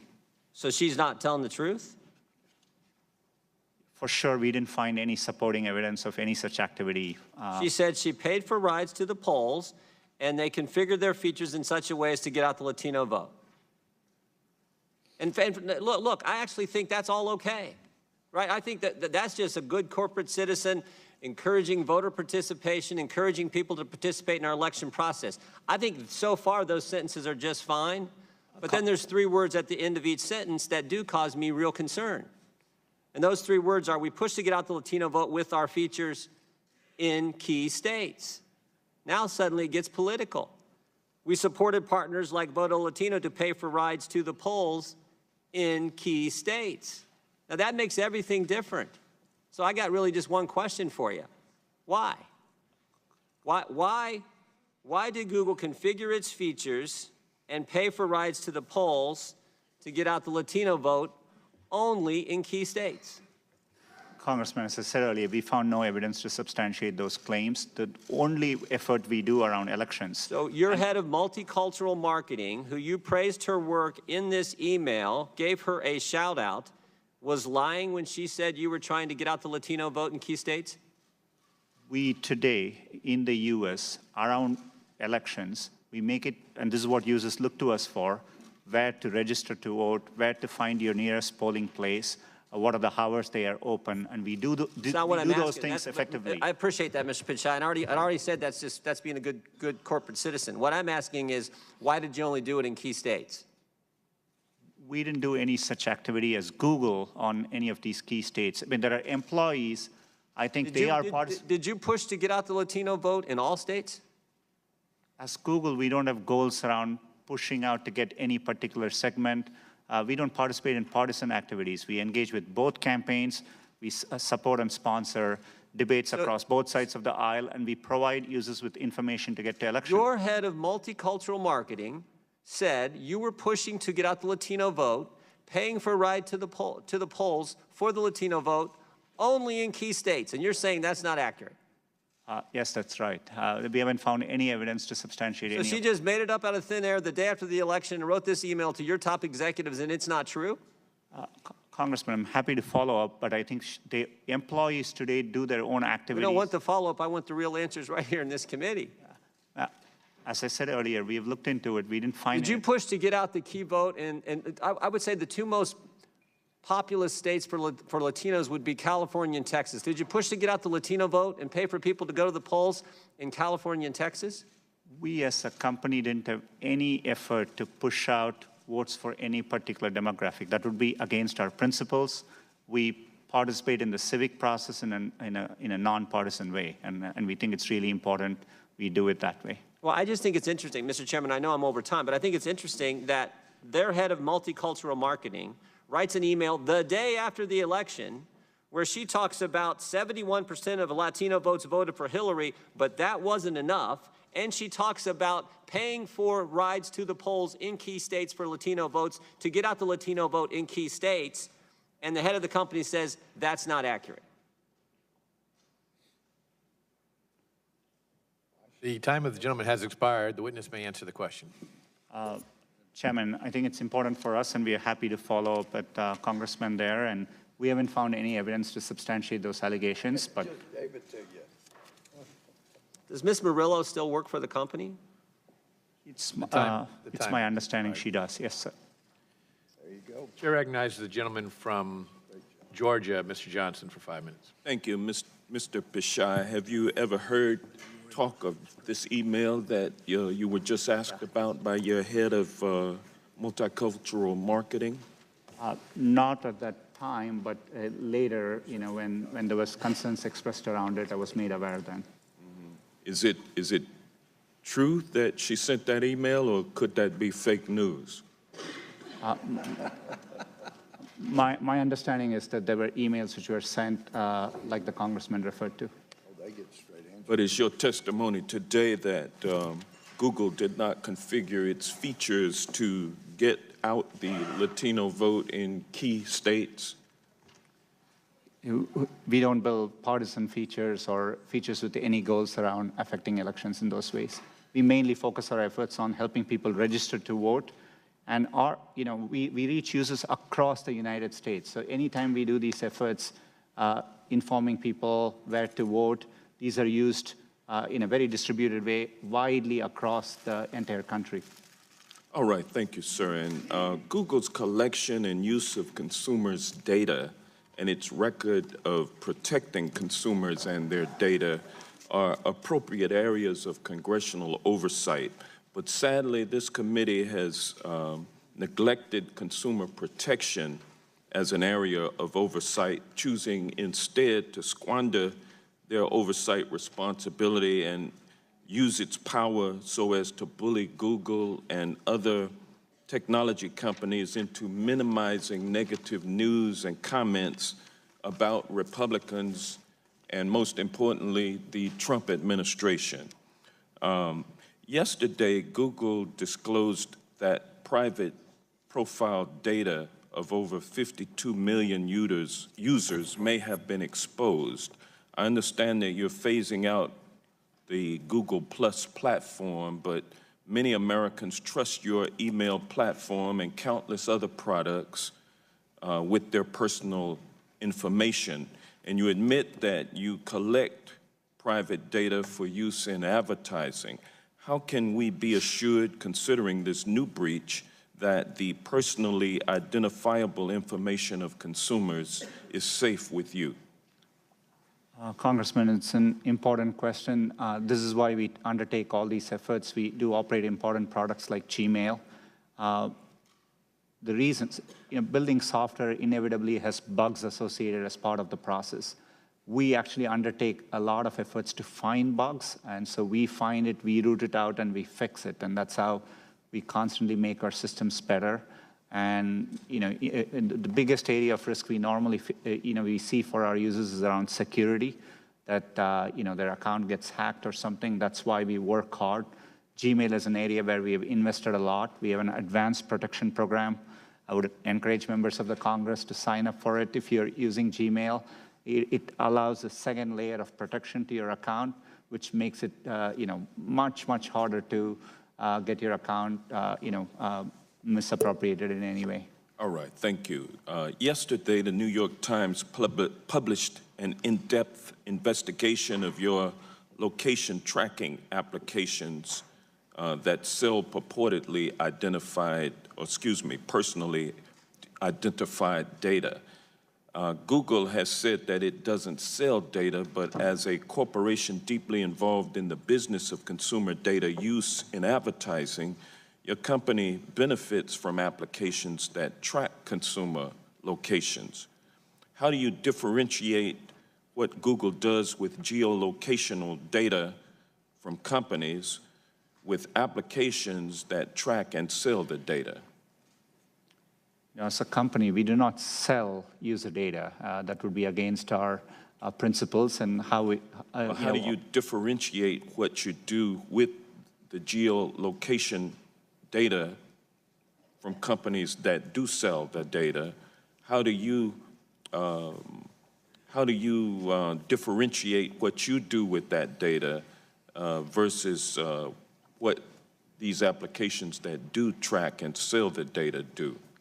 An important source of differentiation. We do not and would never sell user data. We do give consumers preferences about how their data is used for advertising. Most of our user experience, we make our advertising relevant based on the keywords you type in. That's where we get most of our information. You can just type in, control your ad settings into Google, and you can actually change the use of your personal data for advertising as well. We allow that as an option for our users. As my time expires, let me ask you, do you believe Google has done enough to be transparent in its data collecting policies? We always think there is more to do. It's an area which is going to be an ongoing area of effort for us. but we have invested a lot over the years, and we do make it very transparent, and we encourage users to go check it out. And in fact, every day, 20 million users go and check it. And over the last month, around 170 million users did check it. But we're going to continue and invest more in this area.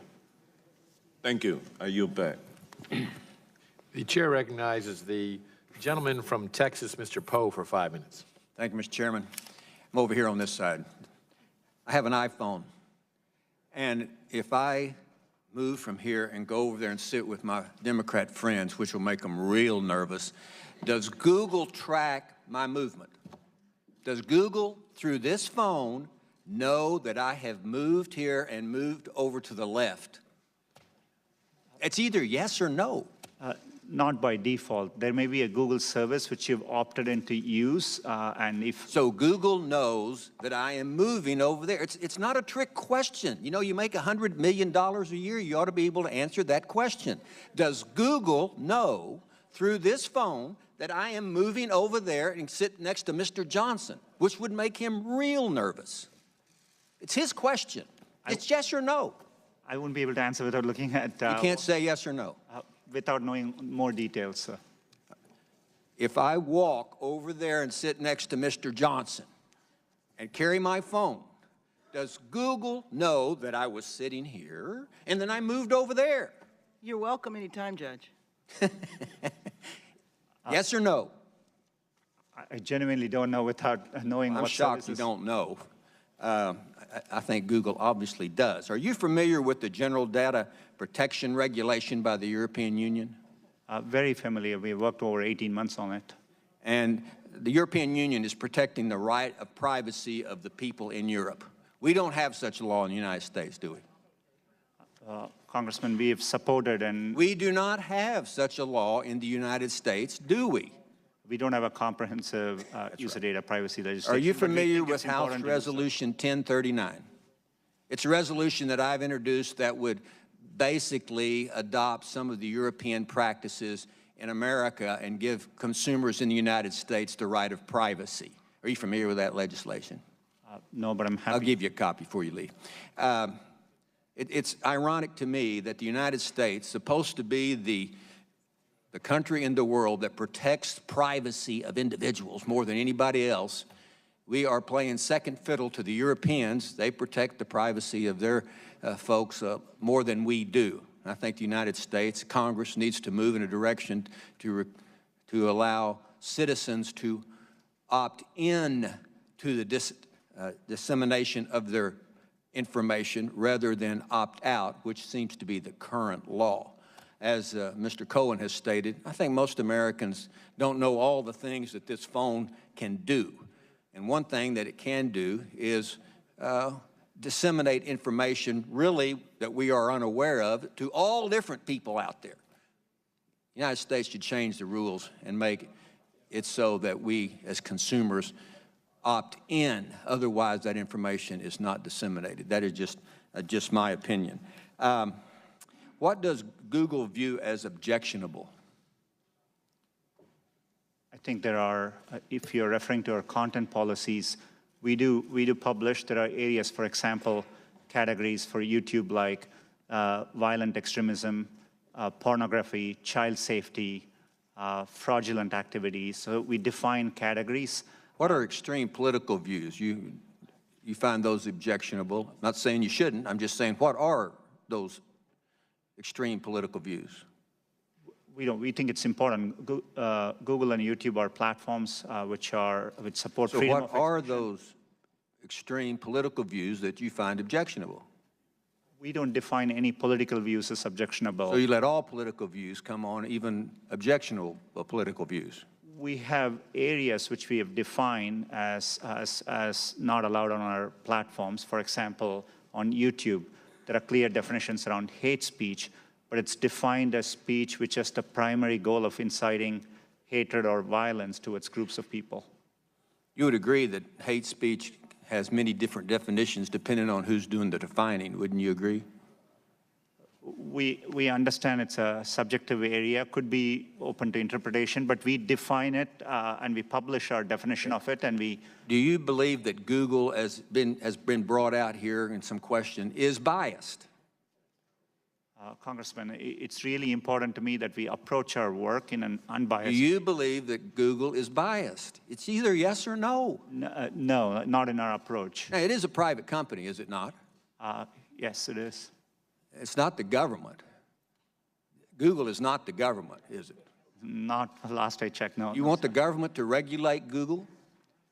Today, we are subject to a lot of regulation across many different agencies. But you're not subject to the definition of what bias is by the government coming in and saying, Google cannot be biased, and we, the government, are going to decide what's biased and what's not biased. You're not subject to that philosophy, are you? No, not today. I hope we don't get to that point where government tries to come in and regulate what bias is, and because this is an independent, free company.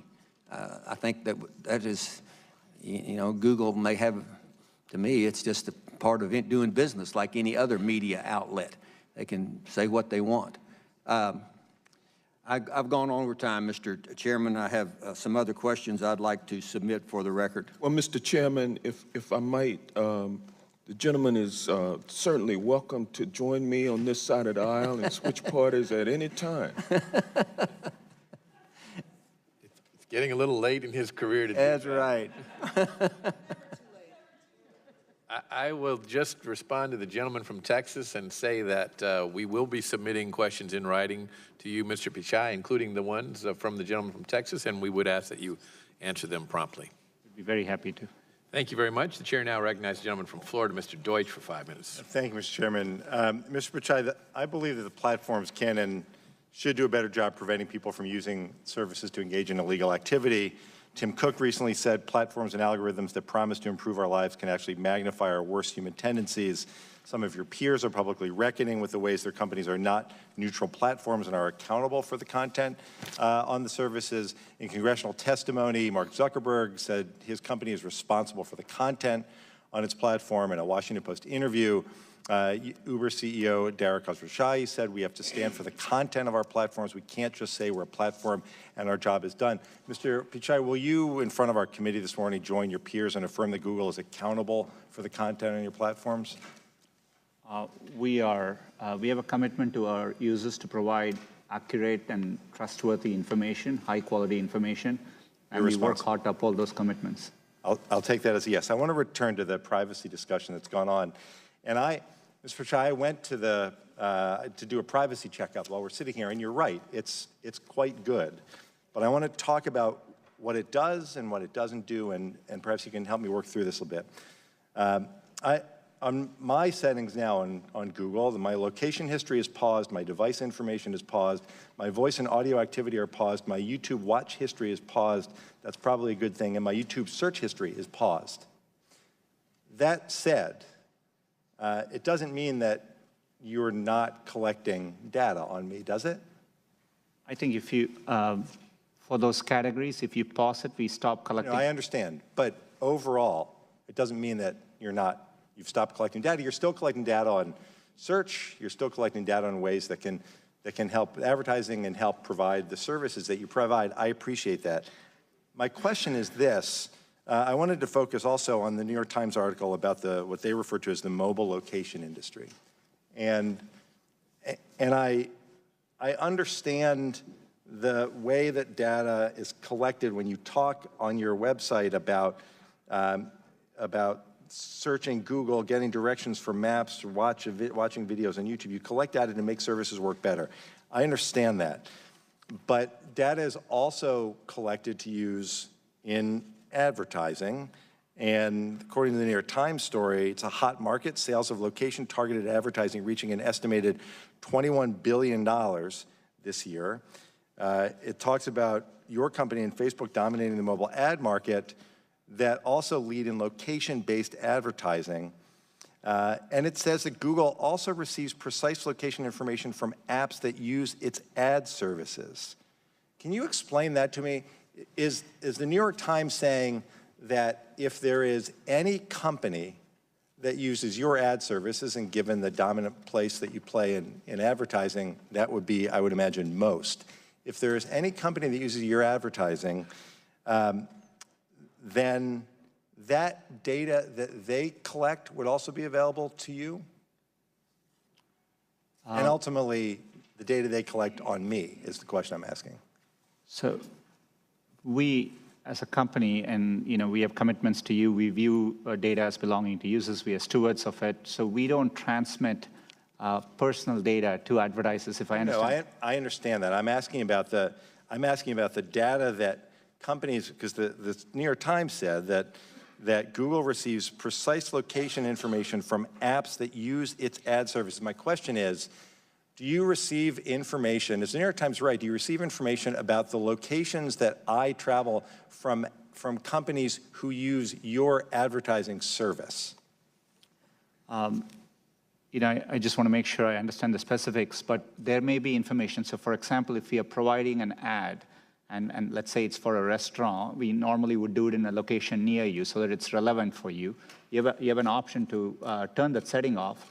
But if it is, since we are providing that information, we would be aware of it. It's not coming from that company to us, but. But that's what I want to understand. If a company uses your advertising, does their location sharing get to you? And here's why. Let me just cut, because I don't have a lot of time. The Times talks about the information isn't tied to someone's name or phone number. Your personal information as you define it seems to be name, email address, and billing information. The question a lot of us have, Mr. Pichai, I think you can sense, is that while that may be personal information and you treat that the way we would expect, that there is a lot of information about where we go and where we are at any moment that can, as the Times points out, allow someone with access to the raw data, including employees or clients, to identify a person without their consent by following someone they knew, pinpointing a phone that regularly spent time at that person's home address. Can you use the locations that people go to identify, to back into who a person is? You wouldn't do it, but could someone else do the same thing? We wouldn't do that without explicit user consent. To answer your question, I'm happy to follow up. I want to make sure I address it. It's a specific question. I think at a high level, I would say location is turning out to be an important area. As we consider privacy legislation, I think it's important we give location protection for our users.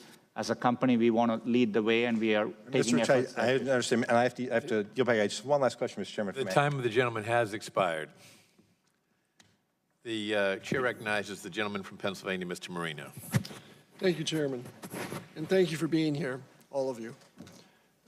Let me start out by saying that, sir, you and the office of your company, I think particularly you, because you are at the helm, have a tremendous responsibility towards your employees, responsibility towards your stockholders, to your company, providing jobs, and we thank you for providing jobs.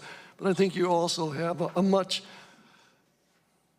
more awesome responsibility to the American people, to make sure that you educate accurately, to make sure that you stay in the middle of the road, because I've learned this over the years as a prosecutor and then more so as a member of Congress. There is a lot of people who believe everything that's put out by anyone. We're a 10-second society now, and we can't hold conversations. We can only read 10 or 12 words, and that's supposedly the gospel. You have a responsibility to see that the truth is out there, and I will hold you to doing that. I don't believe in the government taking control or defining, as my friend the judge says, what is right and what is wrong. I, for one, the less federal government in my life, the better. So I am depending on you and companies like your company to help us along the lines, because if the federal government does ever step in to regulate, you're not going to like it. And with that said, I have a concern concerning China. In 2010, Google left the Chinese marketplace due to concerns over hacking attacks, censorship, and how the Chinese government was possibly gaining access to data. I'm interested in what has changed since 2010 and how working with the Chinese government to censor research results are part of Google's core values. Do you understand my question? Congressman, right now there are no plans for us to launch a search product in China. We are, in general, always looking to see how best. It's part of our core mission and our principles to try hard to provide users with information. We always have evidence based on every country we have operated in. Us reaching out and giving users to more information has a very positive impact, and we feel that calling. But right now, there are no plans to launch in China. To the extent that we ever approach a decision like that, I will be fully transparent, including with policymakers here, and engage and consult widely. Am I then to understand that you have no plans to enter into any agreements with China concerning Google, how it's used in China? We currently do not have a search product there, and so, Do you plan on having a search product there? Right now, there are no plans to launch a search product in China. Okay, let me ask it this way. If in the future you decide to do that, what information would you share with the Chinese concerning other users, other countries? Anytime we look to operate in a country, I mean, we would look at what the conditions are to operate. There are times in the past we have debated the conditions to operate, and we explore a wide range of possibilities. Currently, it is an effort only internally for us. We are not doing this in China, and so, but I'm happy to consult back and be transparent to the extent we plan something there. I'm sure you are aware that right now there are thousands, maybe hundreds of thousands of people that the Chinese government has on computers trying to hack in the U.S. and any other countries. Same thing taking place to a lesser degree in Russia, simply because of the population. What can Google do to help curtail that, if not eliminate, countries from hacking into other countries? As a company, we have faced significant attacks before. So, protecting the security of our users is what really keeps me up at night. And it's something we invest a lot over the years. We work with law enforcement because we rely on their intelligence to help us assess threats. But it's a comprehensive effort, and it's something we take seriously. Thank you. I yield back. But remember the responsibility that I think you have. Chair recognizes the gentlewoman from California, Ms. Bass, for 5 minutes. Thank you, Mr. Chair, and thank you for coming today. I wanted to follow up on some questions that were asked of you earlier, specifically the use of bots by authoritarian regimes and also the use of troll farms by Russia, and wanted to know if you could be more specific in terms of how Google is going to respond. In other words, will you expand your staff or modify the algorithms in an effort to identify and eradicate the online trolls? And then in terms of the flooding that takes place with bots, what specifically will you do to address this? This is something we actually face across the set of products we do today, be it our ad systems, be it our search products people are trying to spam, and be it YouTube and so on. So in general, we have built systems over the years to detect anomalous traffic patterns and mitigate that. And we also learn, we collaborate with others. Law enforcement has been very helpful to us in this regard. So if the example of the bots where you have, I mean, I saw one example where there was one day 125 dislikes and the next day there were 84,000. How do you respond in a situation like that where it's done purposely? So when we see view count manipulation of likes, dislikes, and either we get reports or we detect in our systems spikes in those activities, which make it clear that it's not humans doing it. We detect it, we treat it as spam or abuse of our systems. So you have staff dedicated to looking at that? Yeah, both. We have our algorithms, AI systems, and manual reviewers and we are staffing up our manual reviewers significantly over the past couple of years. And so we do it comprehensively across all those things. So anticipating what took place in 2016 happening again, and this is specifically regarding what Russia did to foment racial tensions in the United States, and wanting to know how you are responding to that, where they called for, fake protest, either to get African Americans to turn out to protest something that was fake, or to have white supremacists be ginned up to attack communities of color. So specifically, what is Google doing to respond to that? We mainly saw, with respect to Russia, limited improper activity on our ad platforms. But in general, we are not a social networking company across the products we do. It's an area we haven't done well as a company. So we typically aren't connecting groups of people, and that's not how Google mainly works today. And so we haven't seen that kind of activities on our platforms. But we are vigilant and, and happy to share any findings which come through as we look into it more. So I also wanted to ask you a couple of questions about online creators of color, where mainstream media outlets often fail to cater to communities of color with relatable content or resolve lingering issues of underrepresentation or misrepresentation. Communities of color have sought out digital mediums to tell their stories, and in some cases, this has been very successful, and it's led to larger networks recognizing the talent. And in other cases, it's given a platform to voices that would otherwise be silenced.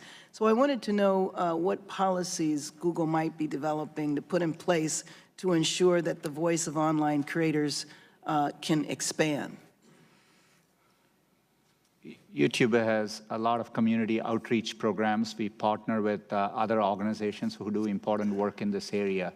But today, when we look at YouTube, we do see a platform with a very diverse set of perspectives and opinions. It's partly the strength of the platform and the reach it provides to voices. And Could I get the information about your outreach, specifically who you do outreach to?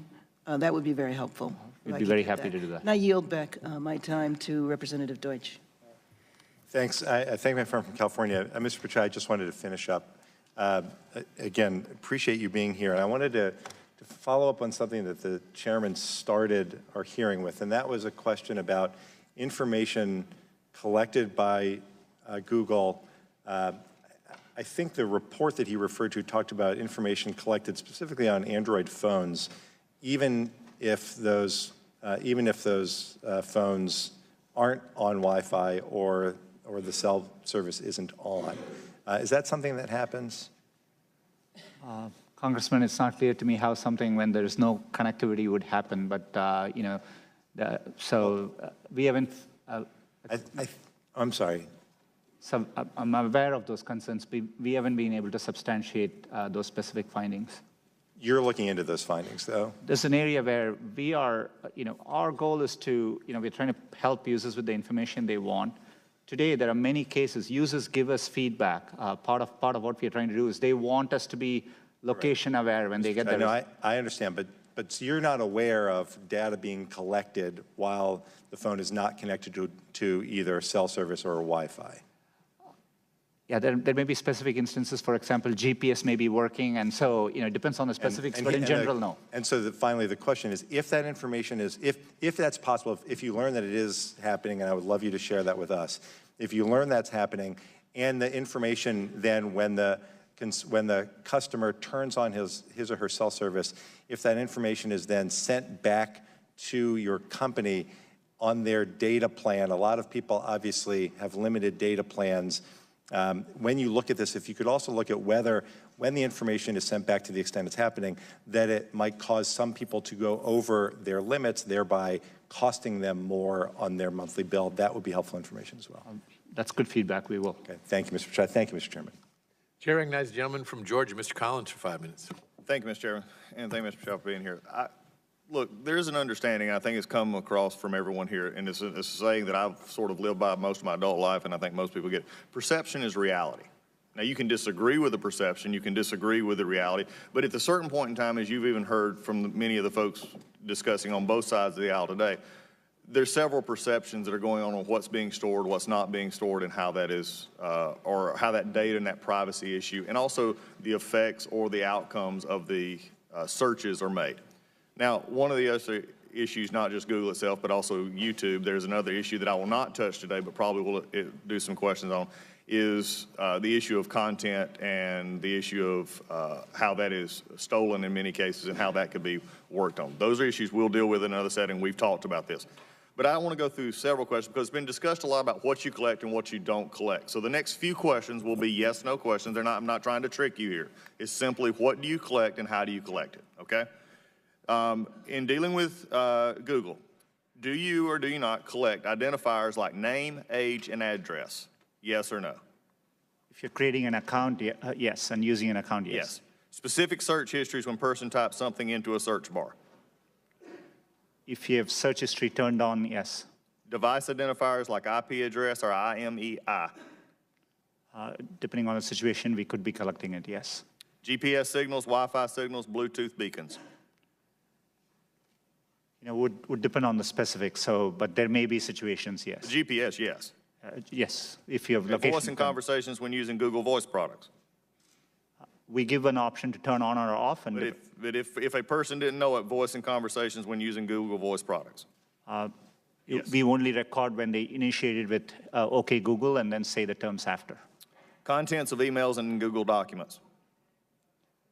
We store the data, but we don't read or look at your Gmail. But you have access to them. As a company, we have access to them, yes. So you could.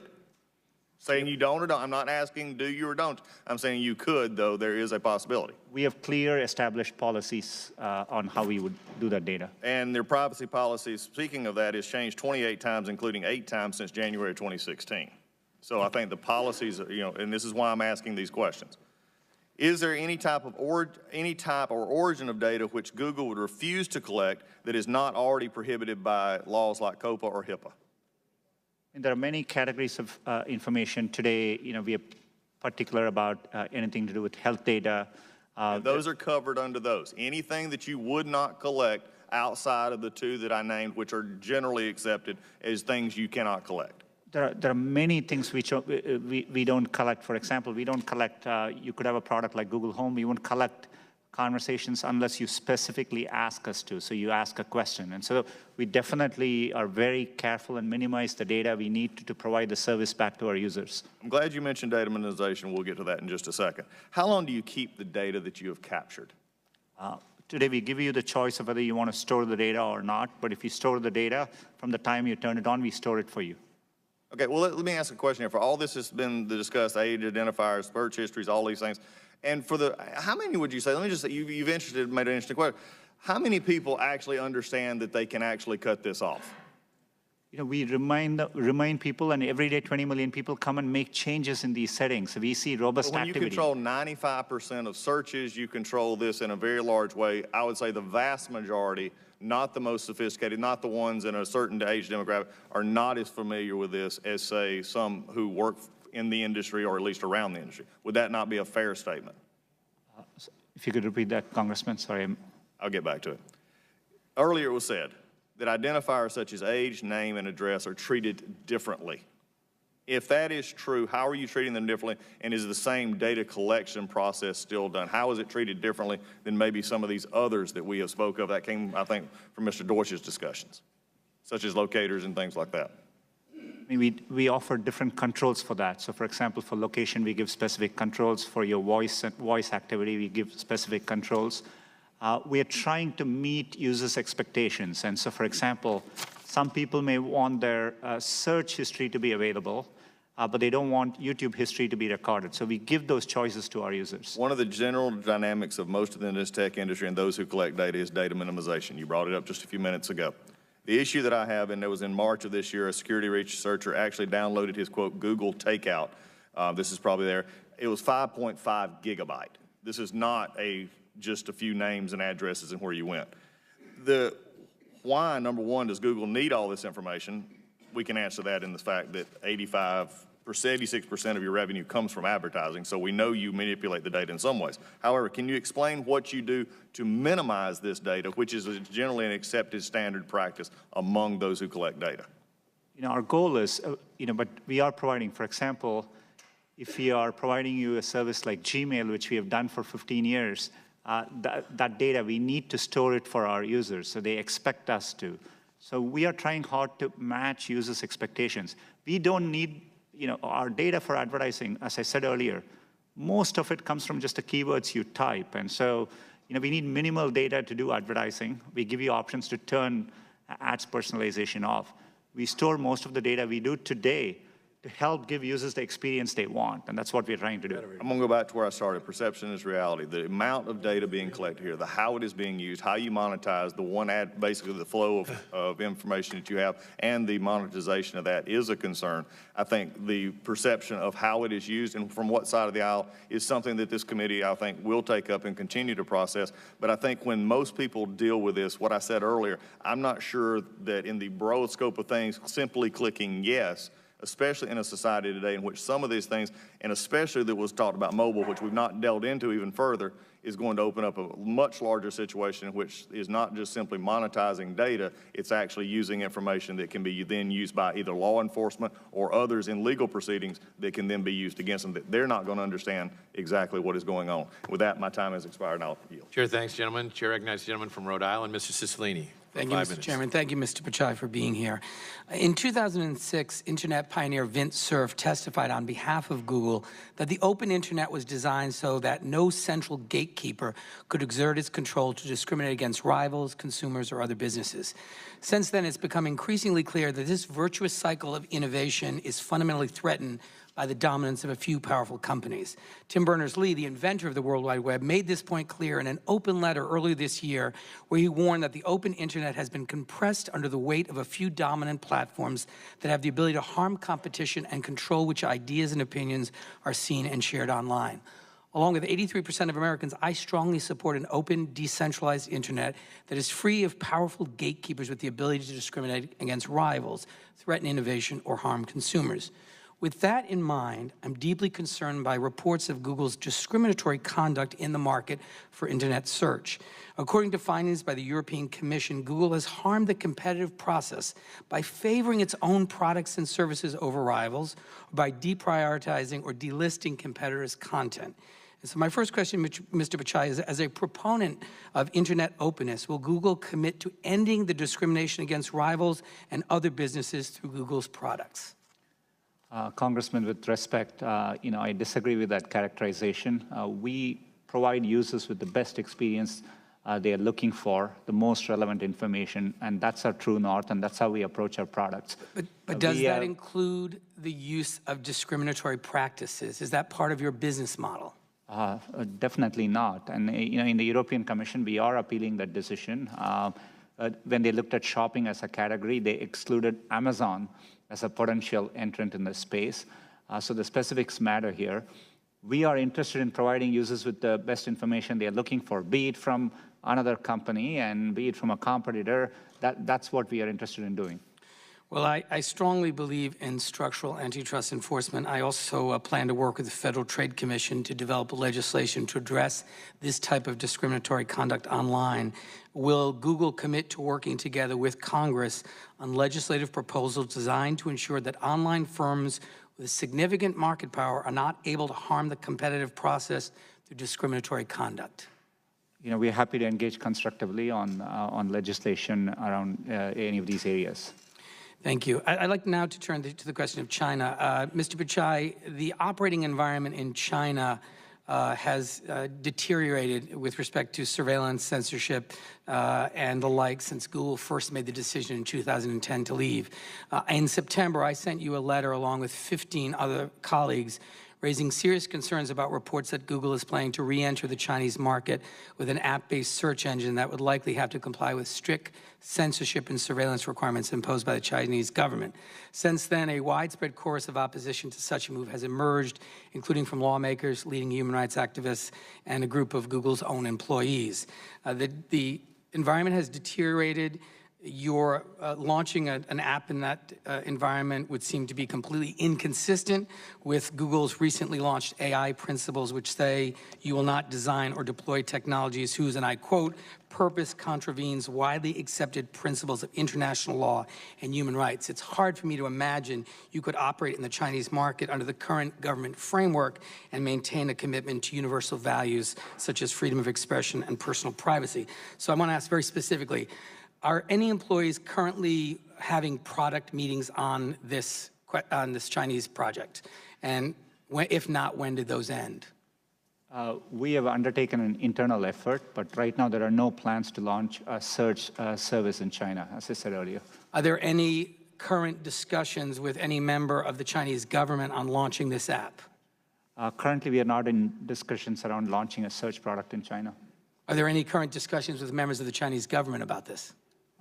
This effort currently is an internal effort, and I'm happy to consult as well as be transparent to the extent we take steps towards launching a product in China. And who at Google is leading the Dragonfly effort?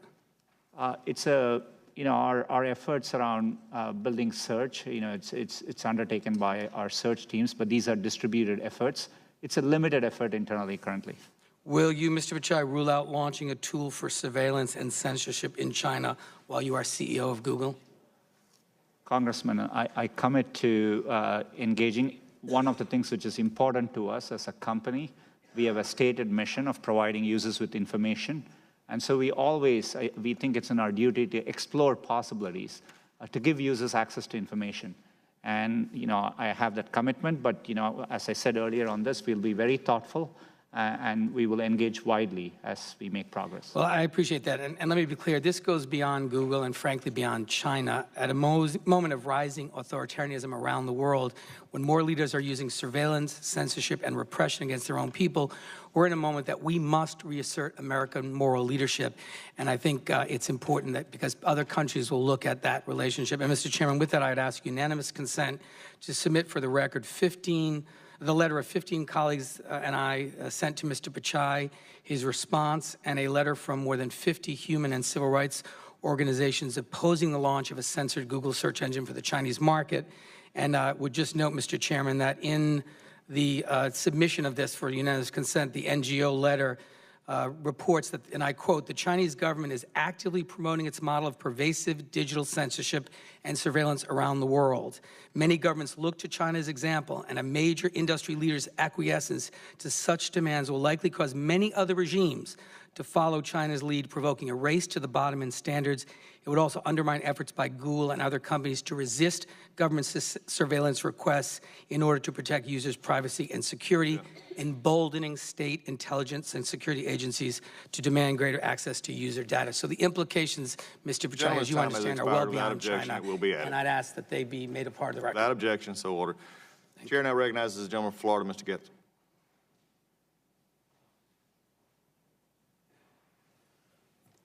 Thank you, Mr. Chairman. Have you ever launched an investigation into whether political bias is impacting the consumer experience? Congressman, we do, to the extent there are concerns, we look into them, and it's... Have you expressly launched an investigation into political bias of your employees? On our employees, you said? Yes. To the extent, we always take any allegations around code of conduct across every issue seriously, and we look into them. You said to me yesterday that as it relates to political bias, you haven't launched those investigations because there are so many redundancies and there is so much peer review that would not be possible. Is that still your testimony today? Congressman, yes, it's the way our processes work. If you need to make a change in our algorithms, there are several steps in the process, including launch committees and user testing and our rater guideline evaluation. But at your company, your employees can get together and chat in groups, right? Google groups? Yes, they can. And one of those groups is the Civil Rights Group, right? We have many employee resource groups on which they can participate in conversations, yes. Have you ever looked into the conversation into the Resist group? Congressman, no.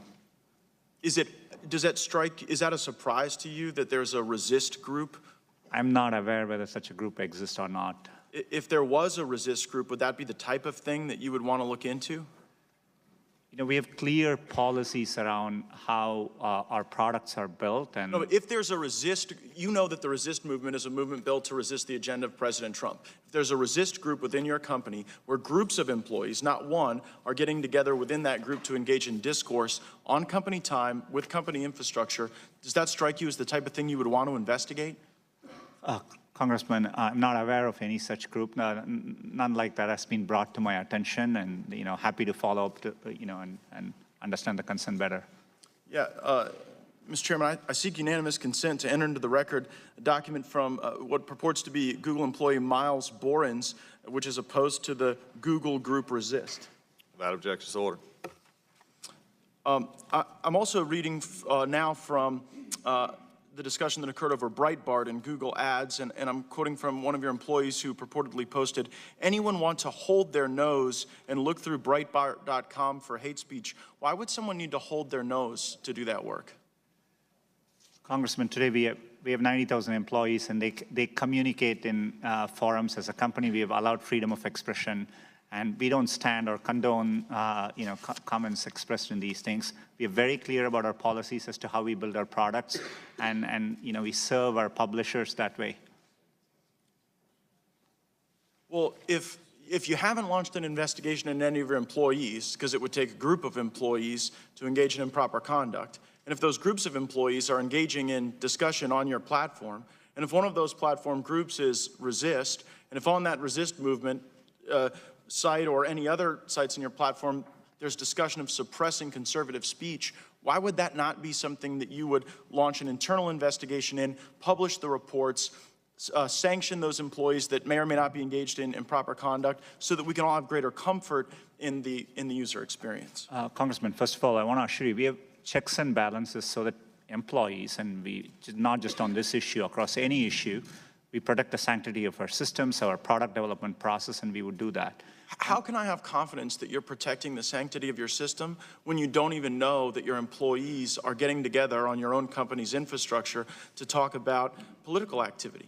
In general, we always assume our systems are designed. We assume there could be bad intent. So we've designed from first principles because, for security reasons, both externally and internally, at any given moment, we assume that somebody may be acting in bad faith. And that's how we have designed our systems with all the protections in place. We need to do that for our security of our systems, and it's a first principles approach. So if your assumption is that people can act in bad faith, why then have you not launched an investigation into the communications that seem to indicate a desire to suppress conservative political movements and conservative voices? Well, if there are allegations around discussions which are specific with the intent of manipulating our products, we would conduct an investigation. Okay, well, that's good to hear. The Wall Street Journal reported that your workers were discussing tweaking search terms to frame the discussion over the travel ban. Did you perform an investigation into that allegation? We looked into it. There was no attempt at anything to influence our products. There are at times during important news events, for example, during events like hurricanes, et cetera, we have a set of tools, crisis response tools. During the travel ban, even the Department of Homeland Security was looking to put out information because there was some confusion around the event. So there was some discussion around things like that too. And so, well, I would strongly suggest that one of the crisis response tools that you use is in an investigation into the discourse of your employees on resisting the Trump presidency, resisting the Trump agenda, and then smothering some of the conservative outlets that seek to amplify that content. And I yield back, Mr. Chairman. Gentleman yields back. The chair now recognizes the gentleman from California, Mr. Swalwell. Thank you, Mr. Chairman. Welcome, Mr. Pichai. I represent a congressional district in the San Francisco Bay Area where a number of my constituents work at Google, and was hoping we could dive into some concerns that I hear from them, but also that I hear from constituents who just have concerns about privacy. Does the United States need a national privacy law? Congressman, I'm of the view, given how important privacy is, that we are better off with more of a single overarching. Excuse me, would you mind moving the microphone in front of your mouth so we can hear you better? Thank you. Thank you. I'm of the opinion that we are better off with more of an overarching data protection framework, which for users, and I think that would be good to do. And in Europe, just last year, they implemented the General Data Protection Regulation, known as GDPR, and the goals were for consumers to know, to understand, and consent. And would you agree that if there was a framework in the United States to have a national privacy law, that would be the critical framework to have: know, understand, and consent? We have had quite a bit of experience now working with GDPR, and we have done it for many, many months. And, I think there are, I think it's a well thought out, crafted piece of legislation. I do think there's some value for companies to have consistent global regulations. I think it's also important for users as they navigate services globally.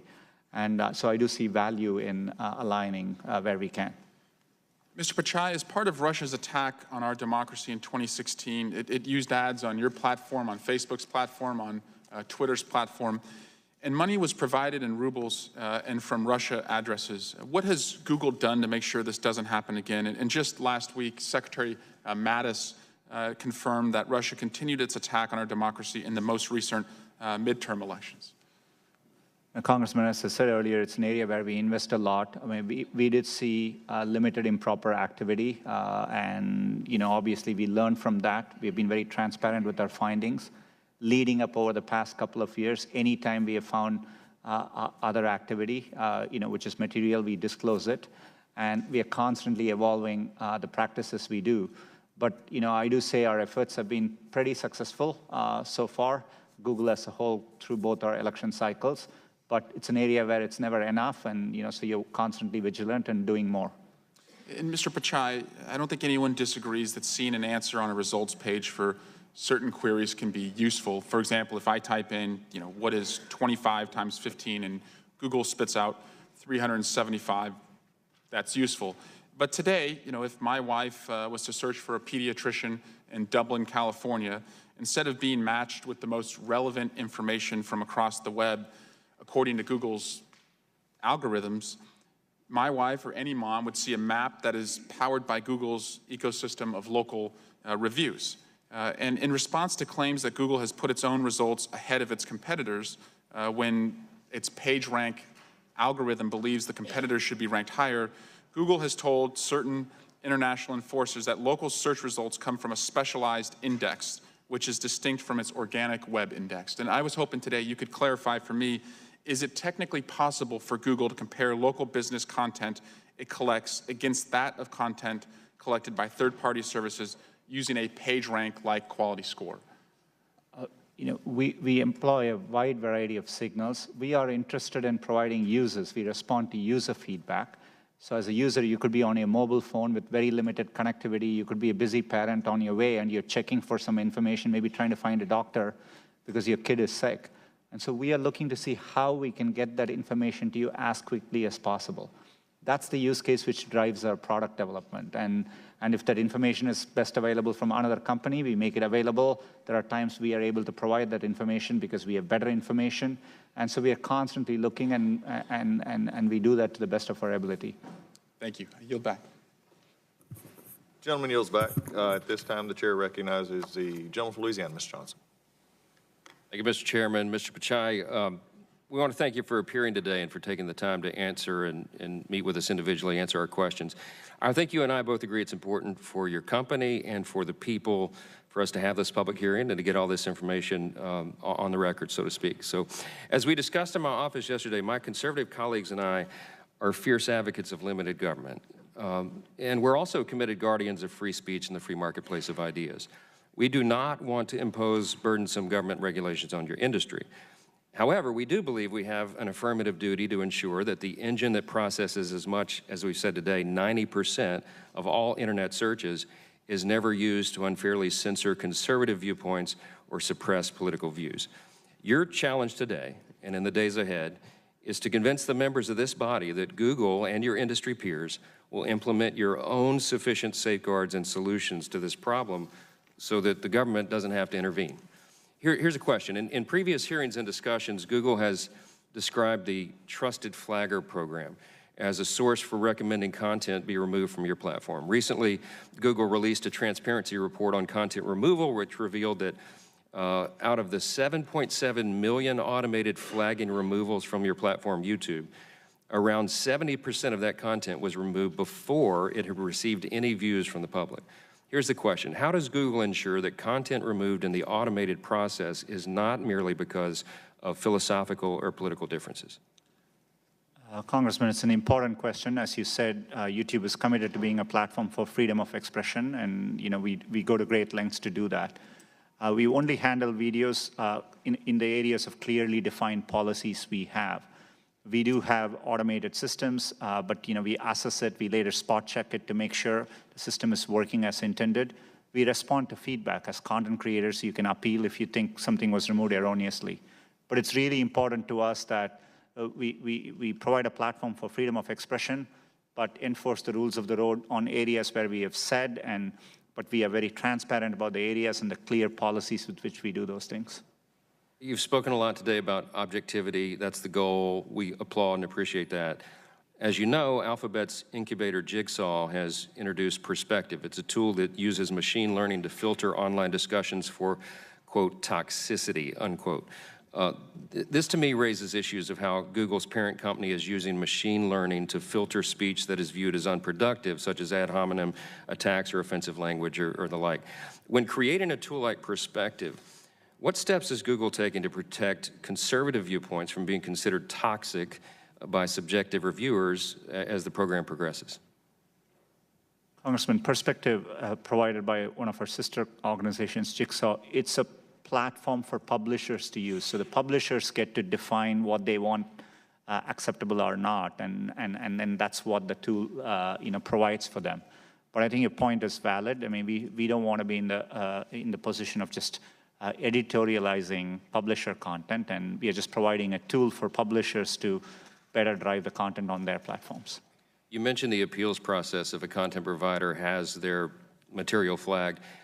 How quick does that appeals process work? In other words, what's the review period? I think it varies. We prioritize areas which are sensitive. For example, areas like terrorism is something we prioritize very significantly and higher up in the queue. But we are ramping up our resources, and our goal is to do it as soon as possible. But sometimes it can be a matter of hours. If it's areas around copyright, we have implemented Content ID. We have a system by which we can automatically detect and respond right away back to copyright owners. So it's a constant work in progress. In the committee's last hearing with Google's Ms. Juniper Downs, we discussed this. I raised the case of the Alliance Defending Freedom's content being removed after being reported by a trusted flagger on YouTube. The flagging organization was the Southern Poverty Law Center, which has a kind of an infamous reputation for being, I would say, a radical left organization that opposes conservative viewpoints. What criteria does Google use when granting trusted flagger status to third parties such as the SPLC? Today we first want to clarify one thing. Our trusted flaggers don't remove content. They can flag content for us to review, and we review flag content. It's mostly used by law enforcement, many nonprofit agencies in areas, important areas like child safety, terrorism, and so on. Southern Poverty Law Center is a trusted flagger. People can register. Last we checked, they've never flagged a single video on our platform. We have reached out to a wide variety of organizations, including conservative organizations. We would be happy to take your suggestions to add organizations as trusted flaggers. Appreciate that. We need a little objectivity in the reviewers, and I'll yield back. Gentleman's time has expired. The chair now recognizes the gentleman from California, Mr. Liu. Thank you, Mr. Chair. This is now the fourth hearing in a series of ridiculous hearings on the free speech of internet companies. A significant portion of this hearing was a waste of time because the First Amendment protects private individuals and corporations' free speech rights. Now, there are things that Google does unrelated to speech that I disagree with. But when it comes to search algorithms, your prioritization, what videos you want to show, the First Amendment protects you.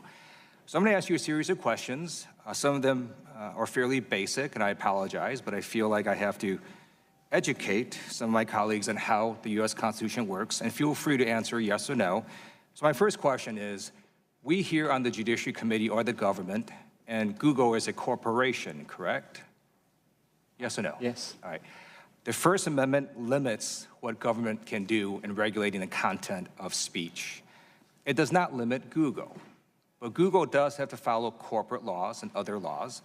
And under those laws, you and your board of directors have a fiduciary duty to your shareholders, correct?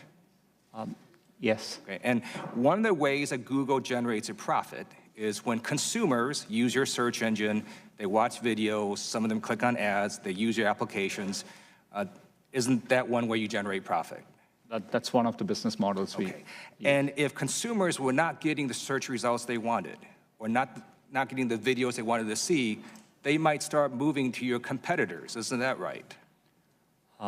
Every Monday when I run my management meetings, yes, we worry about, users have a lot of choices, so we work hard to earn their trust every week. And so let's say you figure out that the #1 thing users want to see are dog and cat videos.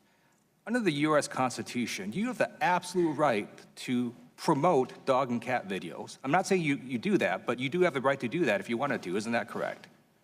Congressman, I'm not the expert on First Amendment, but generally I think that's right. I thank you. So last week when I got notice we're going to have another one of these hearings, I did a search on Google. I searched for Congressman Steve Scalise. He is a Republican. And I hit the news tab, and the first 4 articles that come up are generally pretty positive. The first one is from Town Hall, a generally conservative publication, about his book, Back in the Game. Second article is also about his book, Back in the Game. Third is about him talking about election results. Fourth is from Fox, another positive article about his book, Back in the Game. You don't have a group of people at Google, they're sitting there thinking, hey, we like Steve Scalise, so we're going to generate positive articles on these search results. That's not what's happening, right? I'm very glad to see Congressman Steve Scalise fully recovered and back, but we don't deal with individual queries and, with any viewpoint, and so these are our algorithm. Nowhere in your programming code does Congressman Steve Scalise even show up, isn't that right? Yes, that's right. Okay. Now I'm going to do a real-time Google search for a very similar term. I'm going to change one word. So I'm going to search for Congressman Steve King. I'm going to hit the news tab. First article that pops up is from ABC News. It says, Steve King's racist immigration talk prompts calls for congressional censure. That's a negative article. But you don't have a group of people at Google sitting there thinking and trying to modify search results. Every time Steve King comes up, a negative article appears. That's not what's happening, right? We always operate for any query with the same set of principles. We are trying to reflect what is currently, if it is newsworthy, what is currently being discussed about that phrase. Thank you. So let me just conclude here by stating the obvious. If you want positive search results, do positive things. If you don't want negative search results, don't do negative things. And to some of my colleagues across the aisle, if you're getting bad press articles and bad search results, don't blame Google or Facebook or Twitter. Consider blaming yourself. I yield back. Gentleman's time has expired. Chair now recognizes the gentleman from Arizona, Mr. Biggs. Thank you, Mr. Chairman. Thanks for being here, Mr. Pichai. I don't disagree with one point made by the last questioner. Let's call him questioner. That's easier to say. In the sense that I think you have a First Amendment right to do what you guys want to do. So you're a private company. There's very few constraints on the First Amendment, although there are lots of constraints ultimately when we start looking at it, everything from libel to slander to threatening, intimidating, to yelling fire in a crowded theater. We have constraints on First Amendment speech. But you've seemed, as we've gone through here today, to say that Google doesn't have bias. You yourself have said you personally don't have bias or animus, and you've also tried to implement policies to prevent bias and animus as well. Isn't that true? Yeah, we work hard to build our products in a neutral way, and I'm committed to doing it that way. Right, and in some respects, we haven't heard much discussion about the human intersection with the creation or manipulation or editing of algorithms. But there is human interaction with humans create the algorithms, and you might have some artificial intelligence that might adduce some additional information as it goes. But originally, the creativity comes from the humans, right? Yeah, that's right. Well, how can we be assured that foreign adversaries will not use your platform against Americans or American national interests? You know, we always worry about that as a threat vector, and this is why we make sure, you know, the best way we do it, when we are building our products, we don't rely on, you know, one person or groups of people to be able to do it. We follow a set of robust process, including tests and validation, both from users. We get feedback from users, and we use raters externally to evaluate. And we do this. For example, our search raters in the US are there in all the 50 states of the US. We geographically distribute them so that we really get the perspectives of everyone around the country. Well, that doesn't really get to the answering my question of security assurance. And so I guess if manipulation of your information systems was not possible or effective, we would not be seeing so many countries investing in the capability of manipulation, whether it's Russians or Chinese or Iranians or others that are, you know, attempting to manipulate your system. And there may be attempts to use our products and services. So, for example, because we provide advertising products, you know, somebody, and what we saw in the 2016 election was, you know, limited activity, but it's improper. 2 accounts related to Russia, you know, advertised using our platforms. That totaled $4,700, I think you said. Yeah, so that's an example of, you know, the kind of threat we see, and, you know, it's something we are working hard to mitigate and avoid. Okay, and so I guess I would say that it looks like you guys have a policy of do no evil, right? Is that fair to say? It's not our official policy, but, you know, it's a statement which has been communicated by us internally. And other people have brought up the work that you may or may not be doing in China, and I want a clarification of that. Are you looking to expand in China and cooperate with the Chinese government on a platform release in China? To the question, it's about search. Right now, we have no plans to launch search in China. We have always, over the years, explored how best we can continue to serve users in China, but that's what we're doing. Are you doing anything with the data share with the Chinese government? Today, we don't operate our services which involve user data, like Google Search or Gmail in China, and so no. So you're telling me nothing at all then with China? We do provide, you know, for example, Android, which is an operating system. We work with partners around the world, and there are OEM manufacturers around the world, including in China. So manufacturers, but beyond manufacturers, any other platform use? We don't have any special agreements on user data today with the Chinese government? That's right. Okay. Do you share the data that you collect on civilians with the United States federal government? We comply with valid law enforcement request, and, you know, and we with due process we comply with valid law enforcement. What's the extent of that? You know, we publish a transparency report in which we give insights into the law enforcement requests we have gotten and our, you know, and our compliance there. The last question I have, real quickly. In May 2016, Google banned all ads by payday lenders, even though it invested in LendUp, which is effectively a payday lender. And it banned ads by competitors. Is that a normal practice? Congressman, we undertook ad policies in that particular area because we saw evidence of misuse, and we had gotten a lot of feedback, and that's what we reacted to. Did you ban your own LendUp app? I don't think Google is involved. I think one of our sister companies is you know, has an investment in LendUp. Right. I think that's my understanding. Okay, was it banned? The gentleman's time has expired. I can follow up. I'm not aware of the specifics there. Happy to follow up. Thank you. The gentleman's time has expired. The gentleman from Maryland, Mr. Raskins, recognized. Thank you, Mr. Chair. Welcome, and thank you for your testimony today. Do you know what frazzle drip is? I'm not aware of the specifics about it. I heard some references about it from my team over the past 24 hours. I just learned about it in the Washington Post this morning. There's an article with this headline, "A Platform for Free Speech That Extremists Routinely Exploit." And in it, the article explains that the recommendation engine for YouTube, which is owned by Google, correct? Yes, Yeah. sir.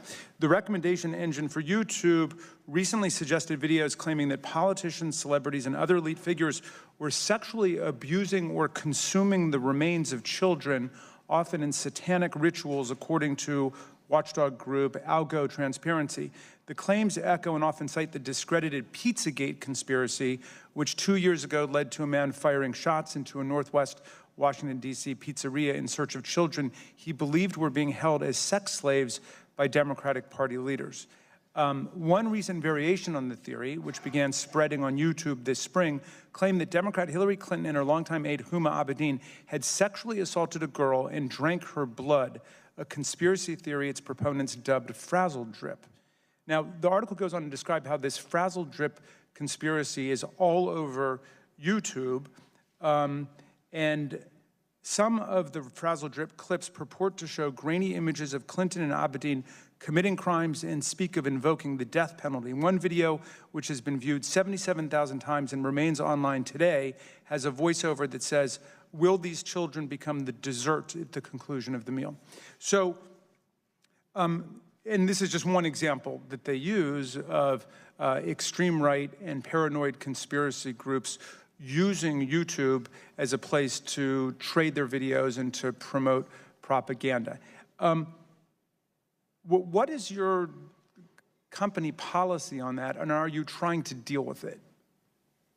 You know, we are constantly undertaking effort to deal with misinformation, but you know, we have clearly stated policies, and we have made lots of progress in many of the areas where, you know, over the past year. So, for example, in areas like terrorism, child safety, and so on, we are looking to do more. You know, this was a recent thing, but I'm committed to following up on it and making sure we are evaluating these against our policies. But it's an area we acknowledge there's more work to be done, and you know, and we'll definitely continue doing that. One of the videos discussed included images of a body on a table before restrained children and of Hillary Clinton with a bloodied mouth and fangs, claiming that she and Abedin drank the blood of their victim. That was removed, but then another consisting of an exact copy of the video remained online, or apparently remains online. I mean, is your basic position that this is something you want to try to do something about, but basically there's just an avalanche of such material and there's really nothing that can be done, and it should be buyer beware or consumer beware when you go on YouTube? You know, we do grapple with difficult issues. Maybe we have to look at it on a video-by-video basis, and we have clearly stated policies. So we would need to evaluate whether the video, the specific video, violates any of our policies. And we do strive to do it for the volume of content we do get. And, you know, we get around 400 hours of video every minute. But it's our responsibility, I think, to make sure, you know, YouTube is a platform for freedom of expression, but it's responsible and contributes positively to society. Some of my colleagues are upset about negative references to Donald Trump, not Hillary Clinton or not Barack Obama. And obviously, you know, one potential strategy today is to try to heckle you into somehow playing favorites with Donald Trump and Republicans. I think that that would be a silly and ridiculous takeaway from this. On the other hand, there is material which is a true public danger. You know, you've got a right to have whatever politics you have. I mean, we could subpoena Fox News and bring them in here and beat them up about how 90% of the references on Fox News to Barack Obama or Hillary Clinton are negative, but they've got that right under the First Amendment. You've got a right under the First Amendment to have whatever political views you've got. But I think the point at which it becomes a matter of serious public interest is when your communications vehicle is being used to promote propaganda that leads to violent events, like the guy showing up within the Pizzagate conspiracy case. And so I guess my question is, are you taking that threat seriously? I mean, gentleman's time is expiring, but you can answer the question. Thank you. We have very clear policies against hate speech, things which could incite harm or hatred or violence. And, you know, that's an area where we are clearly taking a lot of action. But I want to acknowledge there is more work to be done. And, you know, with our growth comes more responsibility, and we are committed to doing better as we invest more in this area. Thank you, Mr. Chair. Thank you. The chair now recognizes the gentlelady from Georgia, Ms. Handel. Thank you, Mr. Chairman. Thank you very much for being here, Mr. Pichai. For years, the Federal Trade Commission, on a bipartisan basis, has affirmed that precise geolocation information is considered highly, highly sensitive, and that consumers must opt in to that.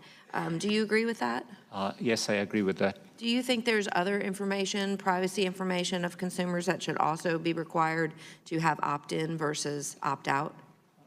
In general, I think a framework for privacy in which users have a sense of transparency, control, and choice, and have clear understanding of the trade-offs they need to make, I think is very good for consumers, and we would support that. Okay. And speaking of privacy and transparency, I'm trying to understand the difference between a paying customer for the Google Suites versus the free Gmail. So when it comes to data collection, are the criteria and the rules the same if you're on Google Suites versus Gmail? Google Suite is a broader suite of products than Gmail alone. We have very specific policies around Gmail. In general, we don't, as a company, we don't read your Gmail unless we have express consent from you, for example, to investigate security or abuse related to an account. On G Suite, we provide G Suite across many instances. We have clear policies against that too. We don't use— Right, but what I'm asking is, are the policies different? We don't distinguish between, so for example, today we provide G Suite for free to many educational institutions. We don't use that data from within G Suite for advertising. You collect it. Well, we store, G Suite involves user documents, be it documents or Gmail. So we store it for the user so that they can access it. And no one in your company has access to it? People— Or they do have access? We have policies that they cannot access it unless they have specific consent from the user for a specific situation. Okay. What would be one of those reasons? For example, you may want to investigate fraudulent activity related to your account, and we may ask for your permission to do that. Okay. There may be a valid law enforcement requirement which we have to comply with. All right. I'm going to go back to Google Takeout, which my colleague from Georgia asked about earlier. I would say that the average person probably has never heard of Google Takeout until recently. So when did it become available? We started this effort, I'm aware of it as early as over 10 years ago, and we started building for many of our products. We started an office in Chicago with the express goal of providing users with this takeout capabilities. I think we were quite unique in starting to work on that as a company, but there's more effort we plan to do there. Who has access to it? This is for users. So for example, if you decide to stop your Gmail account and you go with another email provider, being able to take your Gmail data with you, and that's what it's designed for. Takeout is for users, yeah. But no one from within Google or any other place can come in to Google Takeout and get your information? No, it's expressly designed for consumers to take their data with them. I understand what it's designed for. I'm asking who practically can get access to it. We have very strict limitations on access to sensitive— Oh, so it's more than just, if I were going to Google Takeout for Karen Handel, I'm not the only person who has access to my Google Takeout? You are the only person who can take out your data, but I'm just saying, you asked about internal systems. We have clear policies. Employees can't go looking at user data unless there are a narrow set of circumstances which may involve either consent from the user or legal situations, et cetera. All right. Is it free? Is takeout— Get your data? Yes, it is free. So when a person takes their data out, or they want to go through and clean up privacy and they delete, is it really deleted or is it just hidden? Depending on the service, if you're terminating your account and you delete the data, it will take some time, and we communicate that to propagate through our systems and get removed, but we follow through on that. But it's deleted. It's not just hidden from sight. It's deleted. That's okay, right. One last question. You said that your company embarked on an initiative to register people to vote. How did you do that, and who did you target, and in what states? So for example, during registration windows, we highlight, we give people information about where to register. We do these things representatively for all our users across the U.S. And all indications are that the participation is uniformly high across our user base. So we do this with the express goal of. But how did you do it? Did you send out links? Did you send out voter registration forms to people? The gentlelady's time has expired, but you can ask the question. Thank For you. example, on the Google homepage, we may say, check where your polling place is. And as a user, you can click on it, and we give you the location of your closest polling locations and the opening times available to you. That's an example. I'll be following up on that. Thank you, Mr. Chairman. I yield. The chair now recognizes the gentlelady from Washington State, Ms. Chapel. Thank you, Mr. Chairman, and thank you, Mr. Pichai, for coming to testify before us. I, for one, am thrilled that you as a company encourage people to vote. I think we should all do that. I'd love to see Election Day as a holiday. I've been deeply concerned for some time about employers mandating forced arbitration rather than allowing for people to pursue justice. And forcing people into arbitration when they've already experienced a violation of their basic rights, I think, is a deep injustice, and it subjects people who have already been victimized to further victimization. And we've seen research that shows that it discourages people from coming forward to report abuses to begin with. There are very successful companies in your field, including companies like Salesforce, that have thrived while foregoing forced arbitration contracts and clauses. And I think that we can all agree that the argument that eliminating forced arbitration threatens innovation should be dismissed out of hand. Eliminating forced arbitration has been a shared priority by my colleagues on this committee, as evidenced by the fact that our ranking member, Jerry Nadler, as well as Hank Johnson, David Cicilline, and I have all introduced legislation to end the practice.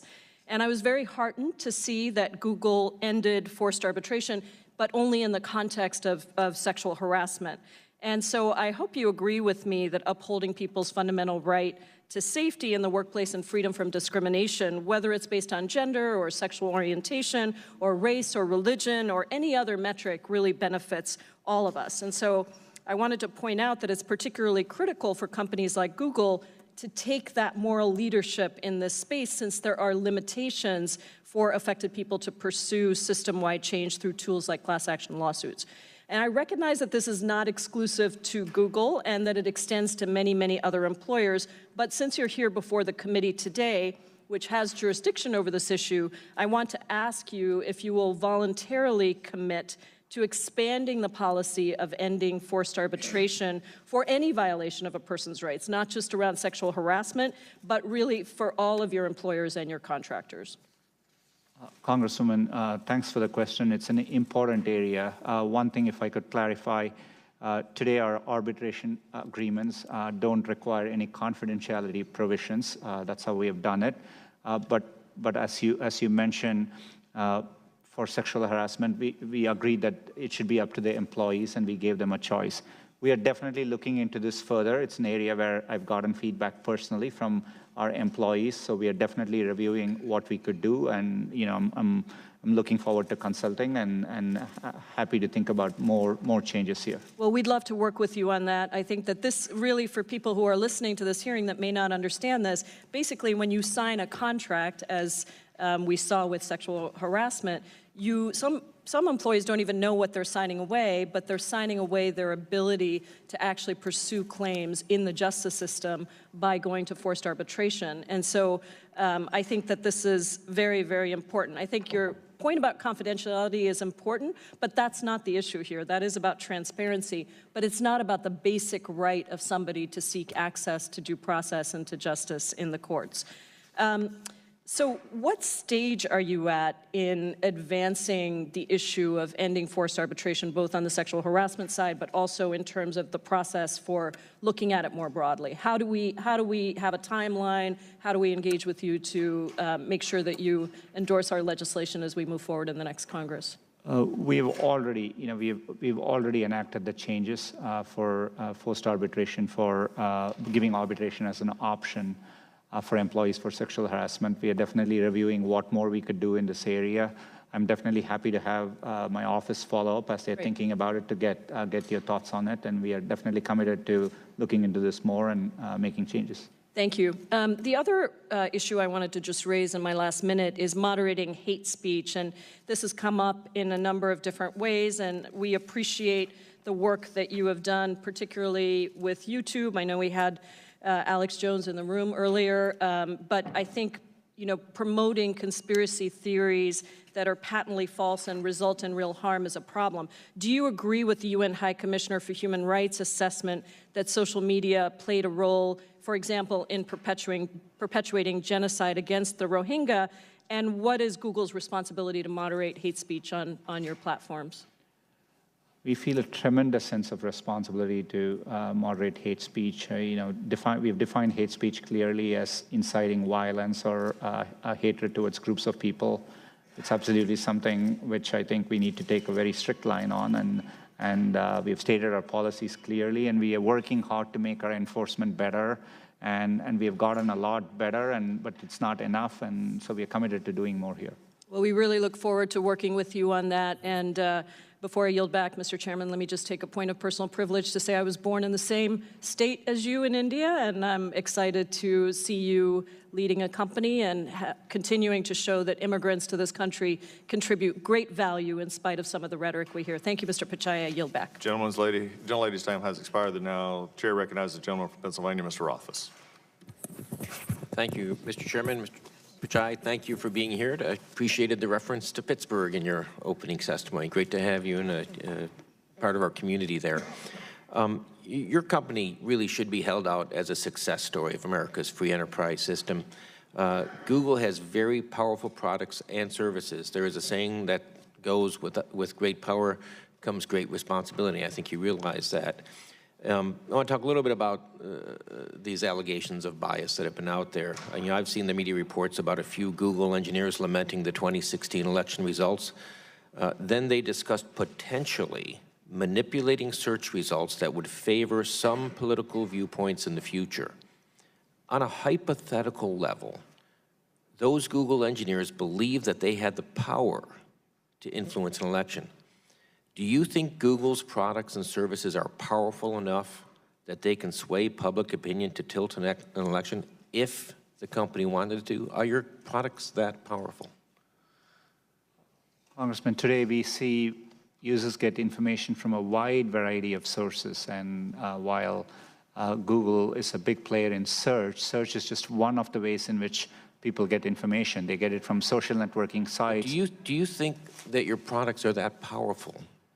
That's not the way I think about it when we are building the products. We constantly worry about the areas where we are not doing well, and we're looking to do better.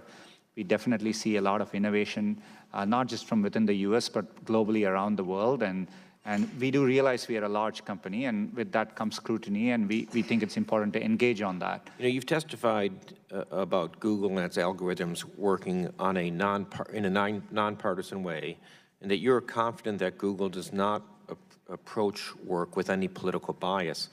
Zoe Lofgren highlighted the vote in Santa Clara County. Does Google do anything to ensure ideological diversity among its employees and decision makers? Congressman, I've communicated clearly to the company that we need to welcome viewpoints from across all sides. As a company, you're right, we are definitely based in Northern California, and clearly, there is a leaning there. But last year was the first year we grew faster outside of California than within California. We also have employees globally. And I do see a wide variety of opinions expressed. When Mr. Johnson asked a question about the Trusted Flagger program, you said, for us to review. Who's the us? Who's doing that review? We review things both with a combination of our automated systems as well as manual reviewers. These are people who are part of... And how many people is that? How many, is it a committee? Is it... we've committed to scale up our manual reviewers to over 10,000 people, and we are well underway to do that. And so this is thousands of people working 24/7 globally across, looking at content based on our policies. Google has described its ethic with these pithy, great statements: don't be evil, do the right thing. I'd like to discuss these ideals in relation to reports at Google that we've been talking about with China. The strict authoritarianism the Chinese government rules its people has caused concern around the globe for generations. I vividly recall the early days of June 1989 in Tiananmen Square. Now I read recent reports about crackdowns on Muslims, on Christians, on Falun Gong, mass incarcerations and human rights abuses against people of faith in China should be a major concern for everyone around the world, including your company. Did Google design a prototype for a search engine that could be used in China to censor content? Congressman, we have undertaken an internal effort. Did you create a prototype, though? There was a report in The Intercept that says a prototype for the censored search engine was designed. We have developed and explored what search could look like if it were to be launched in a country like China, and that's what we explored. And how many months was that project ongoing? We've had the project underway for a while, and there have been other projects which we've undertaken for a while, and we've never launched them too. So we are constantly exploring. How many people were working on it? The estimates, the number of engineers on the project have varied over time. At one point, we have had over 100 people working on it, it's my understanding. I just want to echo what my colleague, Ms. Jayapal, had said. Yeah, I'm glad you're here at the committee, but I'm glad you're here in our country. You are the success story, and I can just think of you sitting as a teenager in India, thinking that this was probably never even on your radar. But you came to this country because this country had that promise out there. And I want to thank you for being here today and encourage you to continue collaborating with this committee. Thank you. Gentleman's time has expired. The chair now recognizes the gentlelady from Florida, Ms. Demings. Thank you so much, Mr. Chairman and Mr. Pichai. I'm here. Thank you so much for being here and enduring all that we have heard and seen today. As you know, Google certainly has significant influence over the dissemination of information to the American people. You have the ability to mold and shape how we think, the decisions we make, what we buy. But let me just remind you and others that America, with all of its greatness, has enough problems. And we have to make sure that the gift of Google is used, the service that you provide is a responsible one. In your own statement, you said that the American people have the ability to use technology to improve their lives. So that tells me Google helps to solve problems, not create problems. My concern specifically centers around the protection of the consumers, because Google certainly would not be anything without the consumer. So the protection of the data, their information, the level of service that you provide. And I know we've talked a lot today about data collection and how it's used, and if the settings are in place, then it's not collected. So let me just understand, really starting with the chairman's questions, which I thought was a good opening for us. If a consumer tells you not to collect their data, then you do not collect the data. Is that correct? That's right. Okay. And how does Google allow advertisers to target ads based on sensitive factors like race, ethnicity, religious affiliation? Currently, we don't have those, the ones you mentioned as factors in our advertising product. Okay, and what is your policy regarding predatory advertisements? We have strict policies against, and we respond to concerns there. We have undertaken significant changes to the extent we find predatory practices on our platform. So it's an area we are committed to doing better. And since we do represent everybody, poor communities as well as affluent communities, how do you make sure that the information that is received in at-risk communities protects the consumer, if you will? How are they treated the same in terms of affluent versus poor communities? How do you make sure that they are?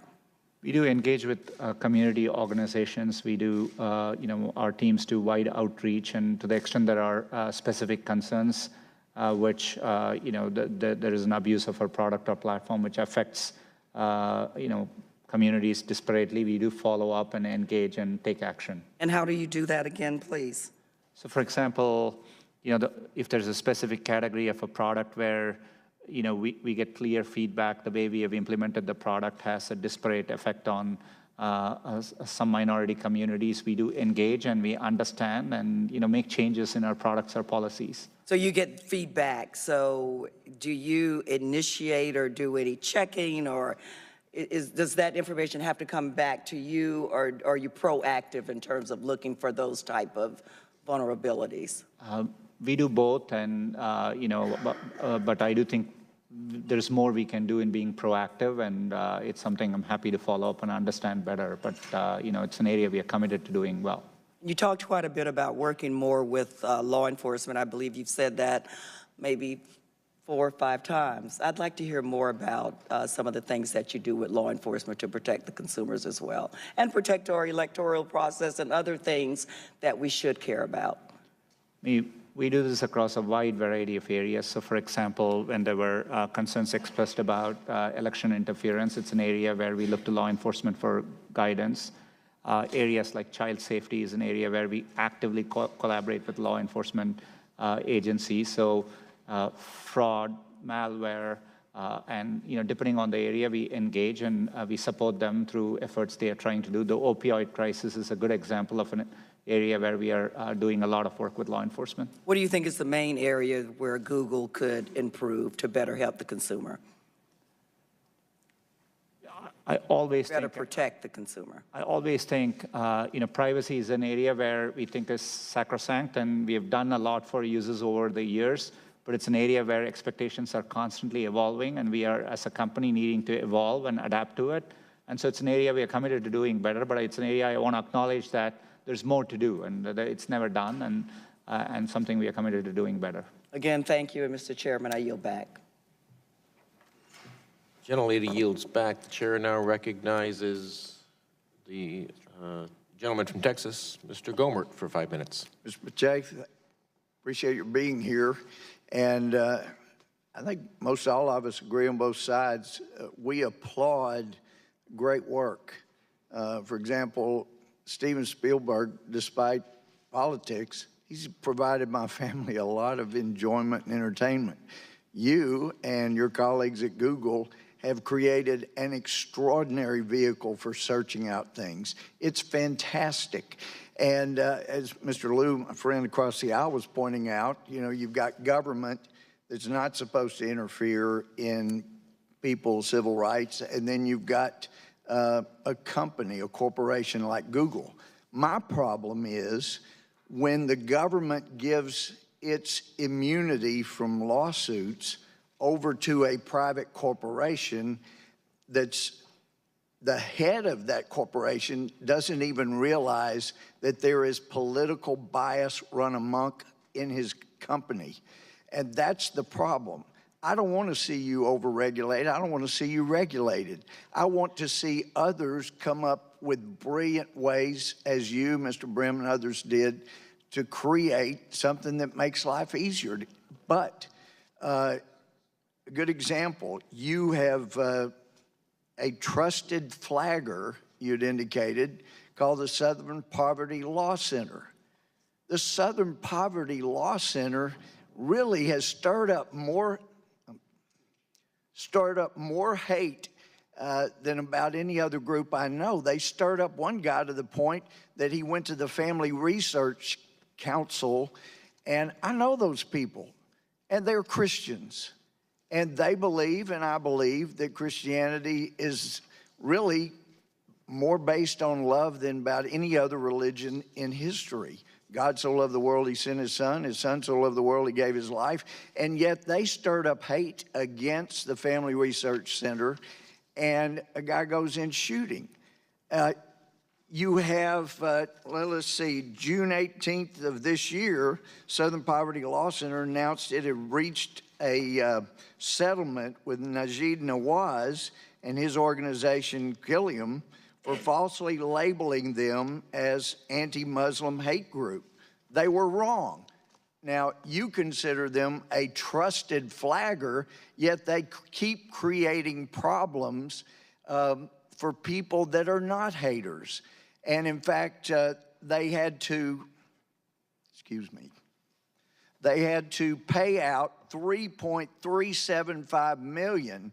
My problem is when you put your moniker on them, a trusted flagger, why aren't you paying $3.375 to Mr. Majid Nawaz? That's my problem. You trust people that have stirred up a lot of hate. And another good example, and you're so surrounded by liberality that hates conservatism, hates people that really love our Constitution and the freedoms it's afforded people like you, that you don't even recognize it. It's like a blind man not even knowing what light looks like because you're surrounded by darkness. But if you look, let's see, a good example, after President Trump won, your co-founder, Mr. Brin, said, quote, "Most people here are pretty upset and pretty sad." Now, a lot of us have seen the video. We saw how upset the top people at Google were. And for you to come in here and say there is no political bias in Google tells us you either are being dishonest, I don't want to think that, or you don't have a clue how politically biased Google is. Now, another example is Wikipedia. We do a search, and what comes up as right there is the knowledge panel on the right, and we hopefully will have a screenshot of that. We get Wikipedia. My chief of staff went on, she told me, every night for 2 weeks and put proper, honest information in with proper annotations, and Wikipedia's liberal editors around the world would knock it out every day and instead put up a bunch of garbage like Mark Levin has now been facing. Yet to you, they get a trusted spot. And when Wikipedia slanders or libels someone and you're the one that has trusted them above any other entity, you ought to be liable. You ought to be liable when the SPLC is liable. You ought to be liable when Wikipedia demeans and uses their political bias. And I hope and encourage you to look around and notice you run off conservatives, you embrace liberals, and it's time Google was actually not immune so that people can hold you accountable and get a little better objectivity. I see my time's run out. I yield back.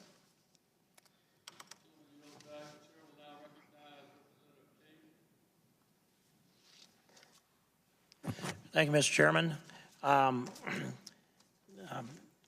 I appreciate your testimony here today, and a number of these questions flow to me, even though I may be repeating some of this, but I'm still not clear on how many staff and who it is that establishes the parameters by which the algorithms are written. Can you tell me about how many staff that is and how that works?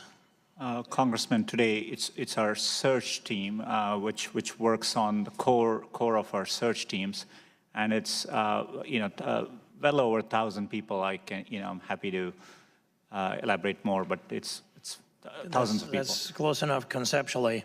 And when you hire them, are they people coming in from the outside, or are they brought up from internally? What's the typical path to this roughly 1,000-person search team?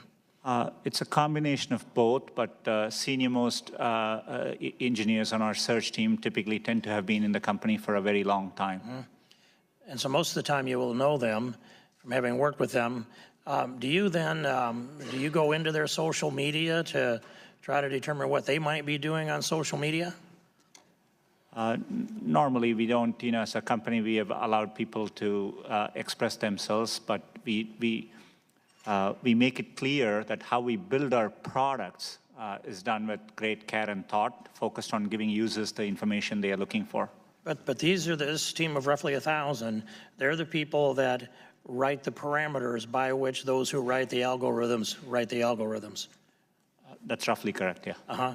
And so there isn't really any look at what their private lives are, even though their public social media is not examined by the company. And does anyone outside of Google know who these 1,000 people are? we don't examine their personal activities, and there are some senior people do participate in conferences and meetings outside, and they're known to the outside community. And we're watching people whose social media has knocked them out of some pretty high positions in life. Almost every week there's one or more whose social media, this week, a couple of them that I can think of just in the last 24 or 48 hours. But I'm going to make this point, and I believe I've made it with a number of the internet companies that have been sitting here at this table in the past.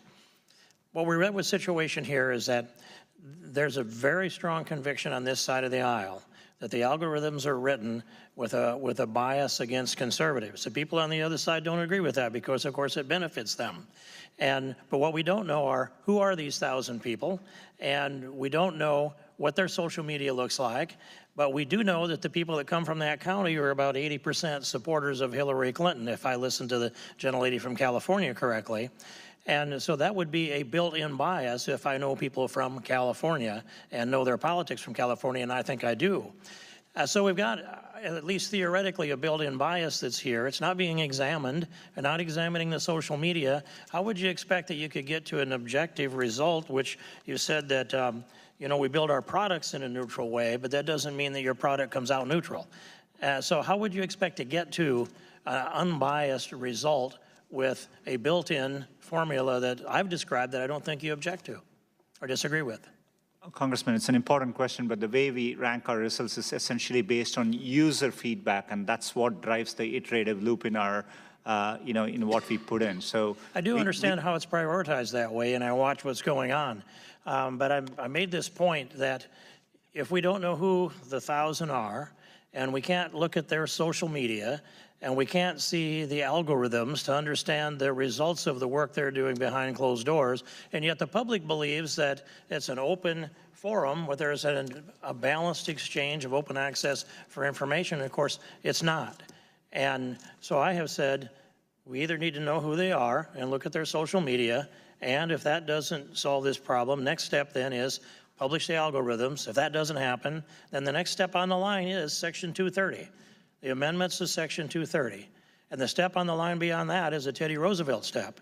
Now, I'm looking with Mr. Gohmert. I don't want to regulate anything, but neither do I want to see a society that's so polarized and so divided and so loaded that the will of the American people can't be expressed in the ballot box. That looks like either where we are or the direction we're going. And I would just finish it with this. I have a 7-year-old granddaughter who picked up her phone before the election, and she's playing a little game, kind of game a kid would play, and up on there pops a picture of her grandfather. And I'm not going to say into the record what kind of language was used around that picture of her grandfather, but I'd ask you, how does that show up on a 7-year-old's iPhone who's playing a kid's game? Congressman, iPhone is made by a different company, and so, It might have been an Android. It was a hand-me-down of some kind. I'd ask.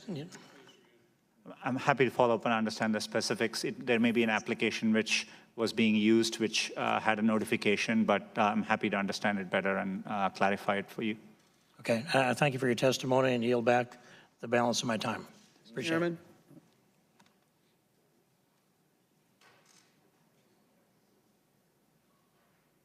Mr. Chairman. What purpose does the gentleman from Texas seek recognition? To place 3 questions on the record, Mr. Chairman.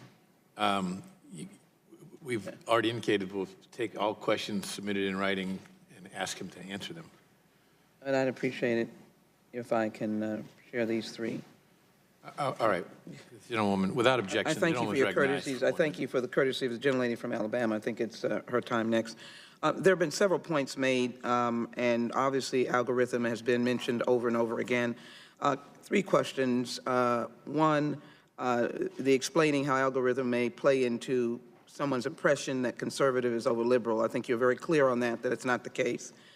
In addition, your clarification on China and engaging in any activities to censor those individuals. And number 3, the algorithms, again, about your products may be a proprietary, may be a priority over others, and any explanation as to how that is, in fact, if you represent it to be not true, or how that might be perceived that happens. Your products, Google products over others, and how algorithms may play a part into that. And the gentlewoman will submit those in writing to us so we can submit them to Mr. Thank you. And I thank the gentleman, and I thank you for yielding. Thank you very much. Thank you. Chair recognizes the gentleman from Florida, Mr. Rutherford, for 5 minutes. Thank you, Mr. Chairman. Mr. Pichai, thank you very much for your testimony today. I want to go back to the privacy policy and talk about some of those issues, because I think that's very important for the American public. You mentioned the transparency in your policy, but when, I know your policy is 20 pages long, changes multiple times a year. I have to ask a couple questions about the policy, because I, quite frankly, don't understand all of it. And that is, the policy states that Google's data collection applies when, quote, you use Google service. And so most consumers would think that means Google search or Google Maps. My question is, does the policy apply when a consumer contacts a double-click cookie? Are they then under that policy or not? Today, our product there is called Google Ad Manager, and in general, when users interact with our services, we need their consent, and by law, we need to apply our privacy policy so that we can offer them the full protections we can and fulfill our obligations. And so as part of that, I think if you're interacting with our ad services, we do get your consent for your privacy policy. So that's written in the policy, and they have, okay. And then secondly, if a consumer does not have a Google account, but they land on a web page that has Google adware again, is that consumer using a Google service under the privacy policy? My understanding would be yes, if they're interacting, if they may be both subject to the privacy policy of the publisher or the application they are using, as well as the ad platforms that work on that product. Okay, and then third and finally, your privacy policy says you collect voice and audio information when you use audio features. However, does this mean Google Assistant is recording our voices in conversations? How about when just using Google Voice? Is that actually being recorded? Today, if you invoke Google Voice by either using the microphone or you say, OK, Google, and issue a command, we treat it like a search query and record that activity. But we have a separate setting in which, as a user, you can choose whether you want these stored or not. And so we give users the choice and the option. See, when it gets to transparency, I think when you realize you have these active, where I'm clicking and giving that information and agreeing to it, I think people understand that information is going out and they're giving that permission. But it's these passive collection points, like Android and Chrome, where they're picking up that information and the user, I'm not sure the user actually knows that.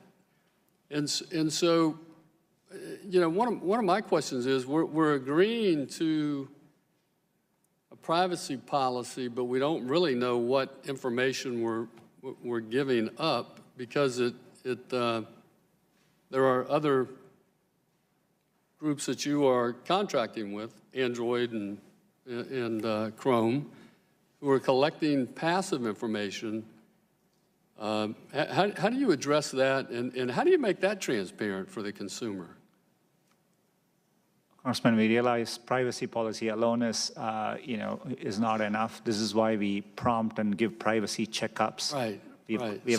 So let me stop you there and ask you then, because is it possible for Google to send me a printout of all the information that they have collected on me within the last month, and where I've been, where I've clicked, is all that information? You have all that information that could be provided to me, right?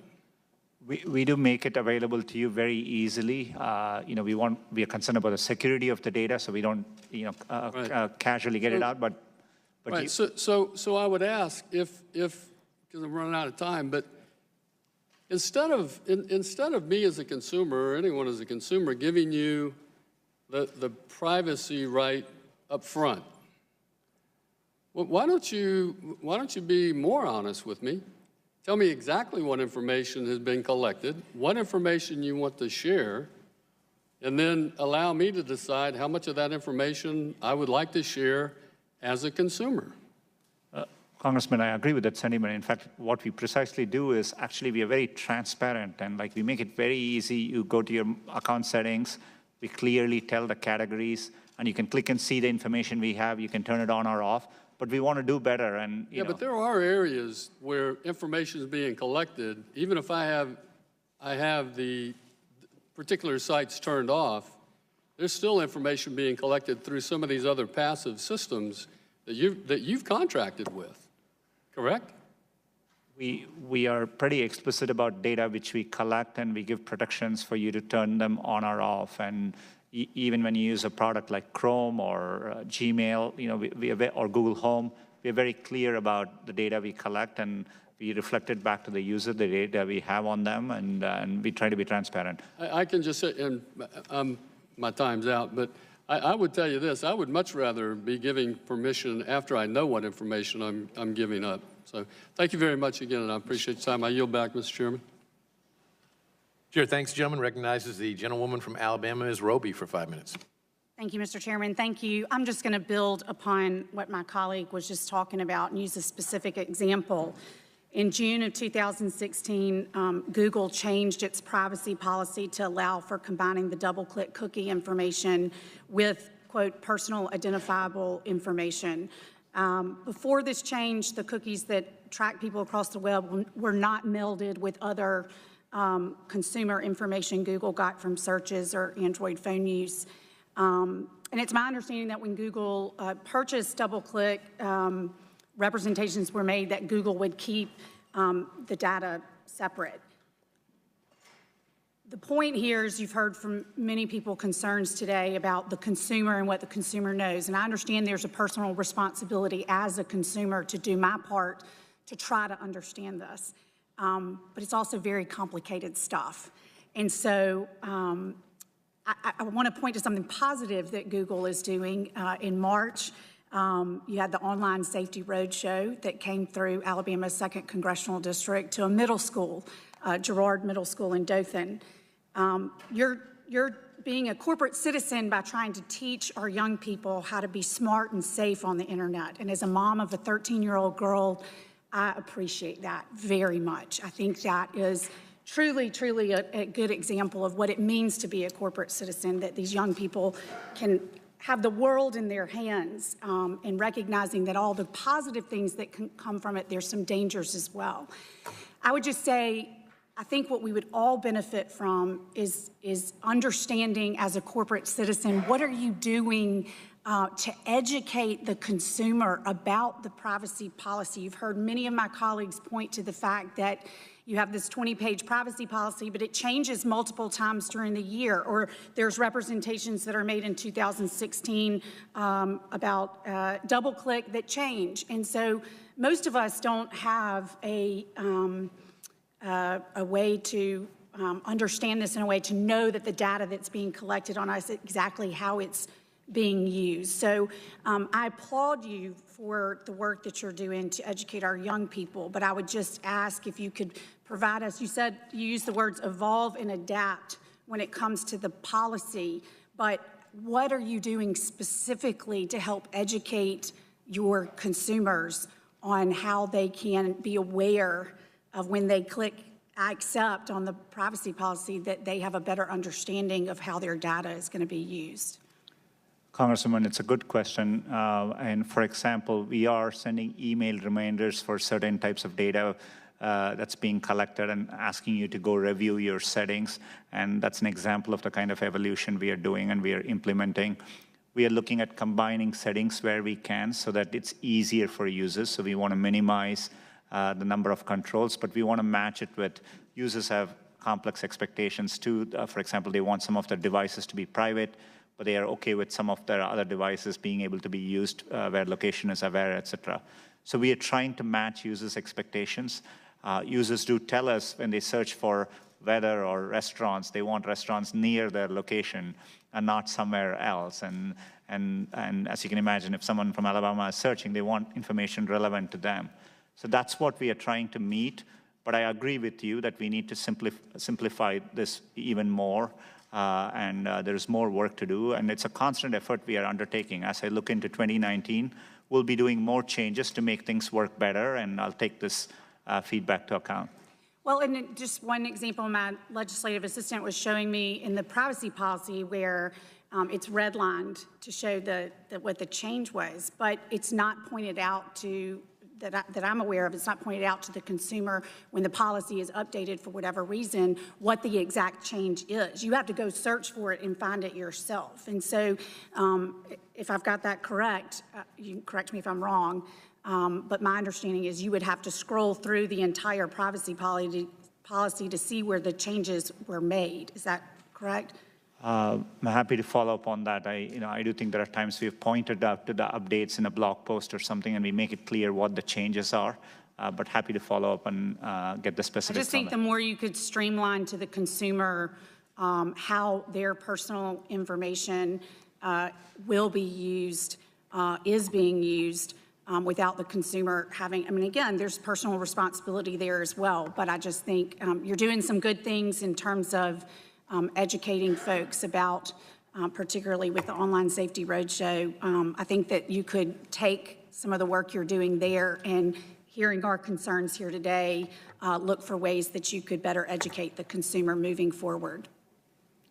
Thank you. I yield back. Thank you very much. Mr. Pichai, a couple of quick follow-ups here. I don't think anybody asked who makes the judgment calls regarding content moderation at Google. Chairman, it depends on the area. So, for example, if it's YouTube, we have, very clear teams which are responsible for YouTube content policies. And are they identified? Is it possible for a customer to write to them and say, hey, here's a concern I have? We give clear channels for content creators to, to raise concerns back, and we have clear avenues. And we also have had people who are responsible for these platforms, including content moderation, appear here, and I think they've consulted widely here too. I have a question about preloaded apps. Do you have agreements with the companies that, I mean, Amazon might have an app that they put on your platform. Do you have a data sharing agreement with them? Do they get the information and you get the information that's generated by their app as well? How does that work? We don't have any special agreements with respect to user data as part of preloading any application. So if somebody puts an app on your platform, they do it with your permission, is that correct?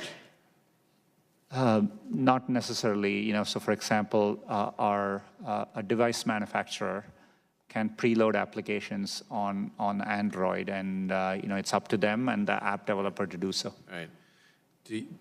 If they operate on your operating system, do you get the information as well as the app owner? Of information about what's happening within that application? Right. Unless there may be specific cases where the user has given us diagnostic information. So the answer would depend on the context, but in general, no. I mean, the relationship is between the user and the app developer.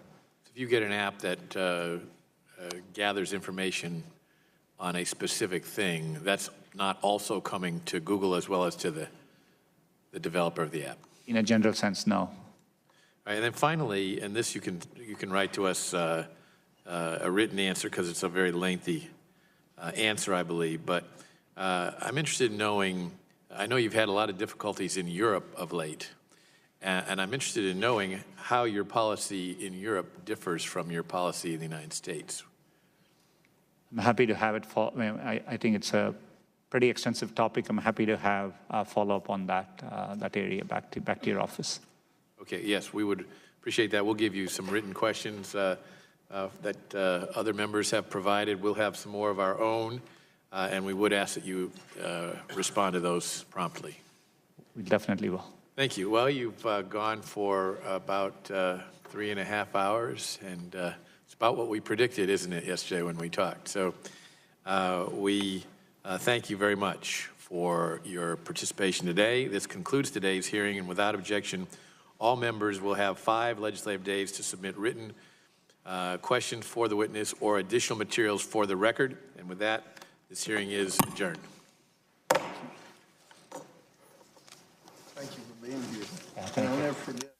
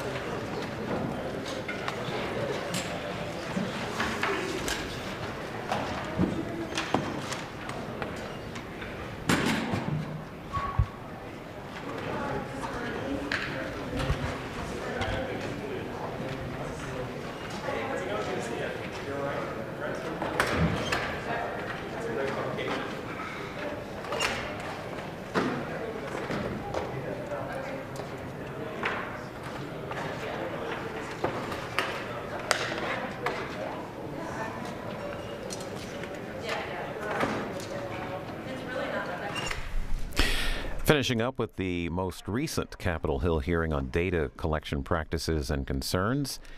Back on September 5th, Twitter CEO Jack Dorsey and Facebook head Mark Zuckerberg appeared at a similar hearing.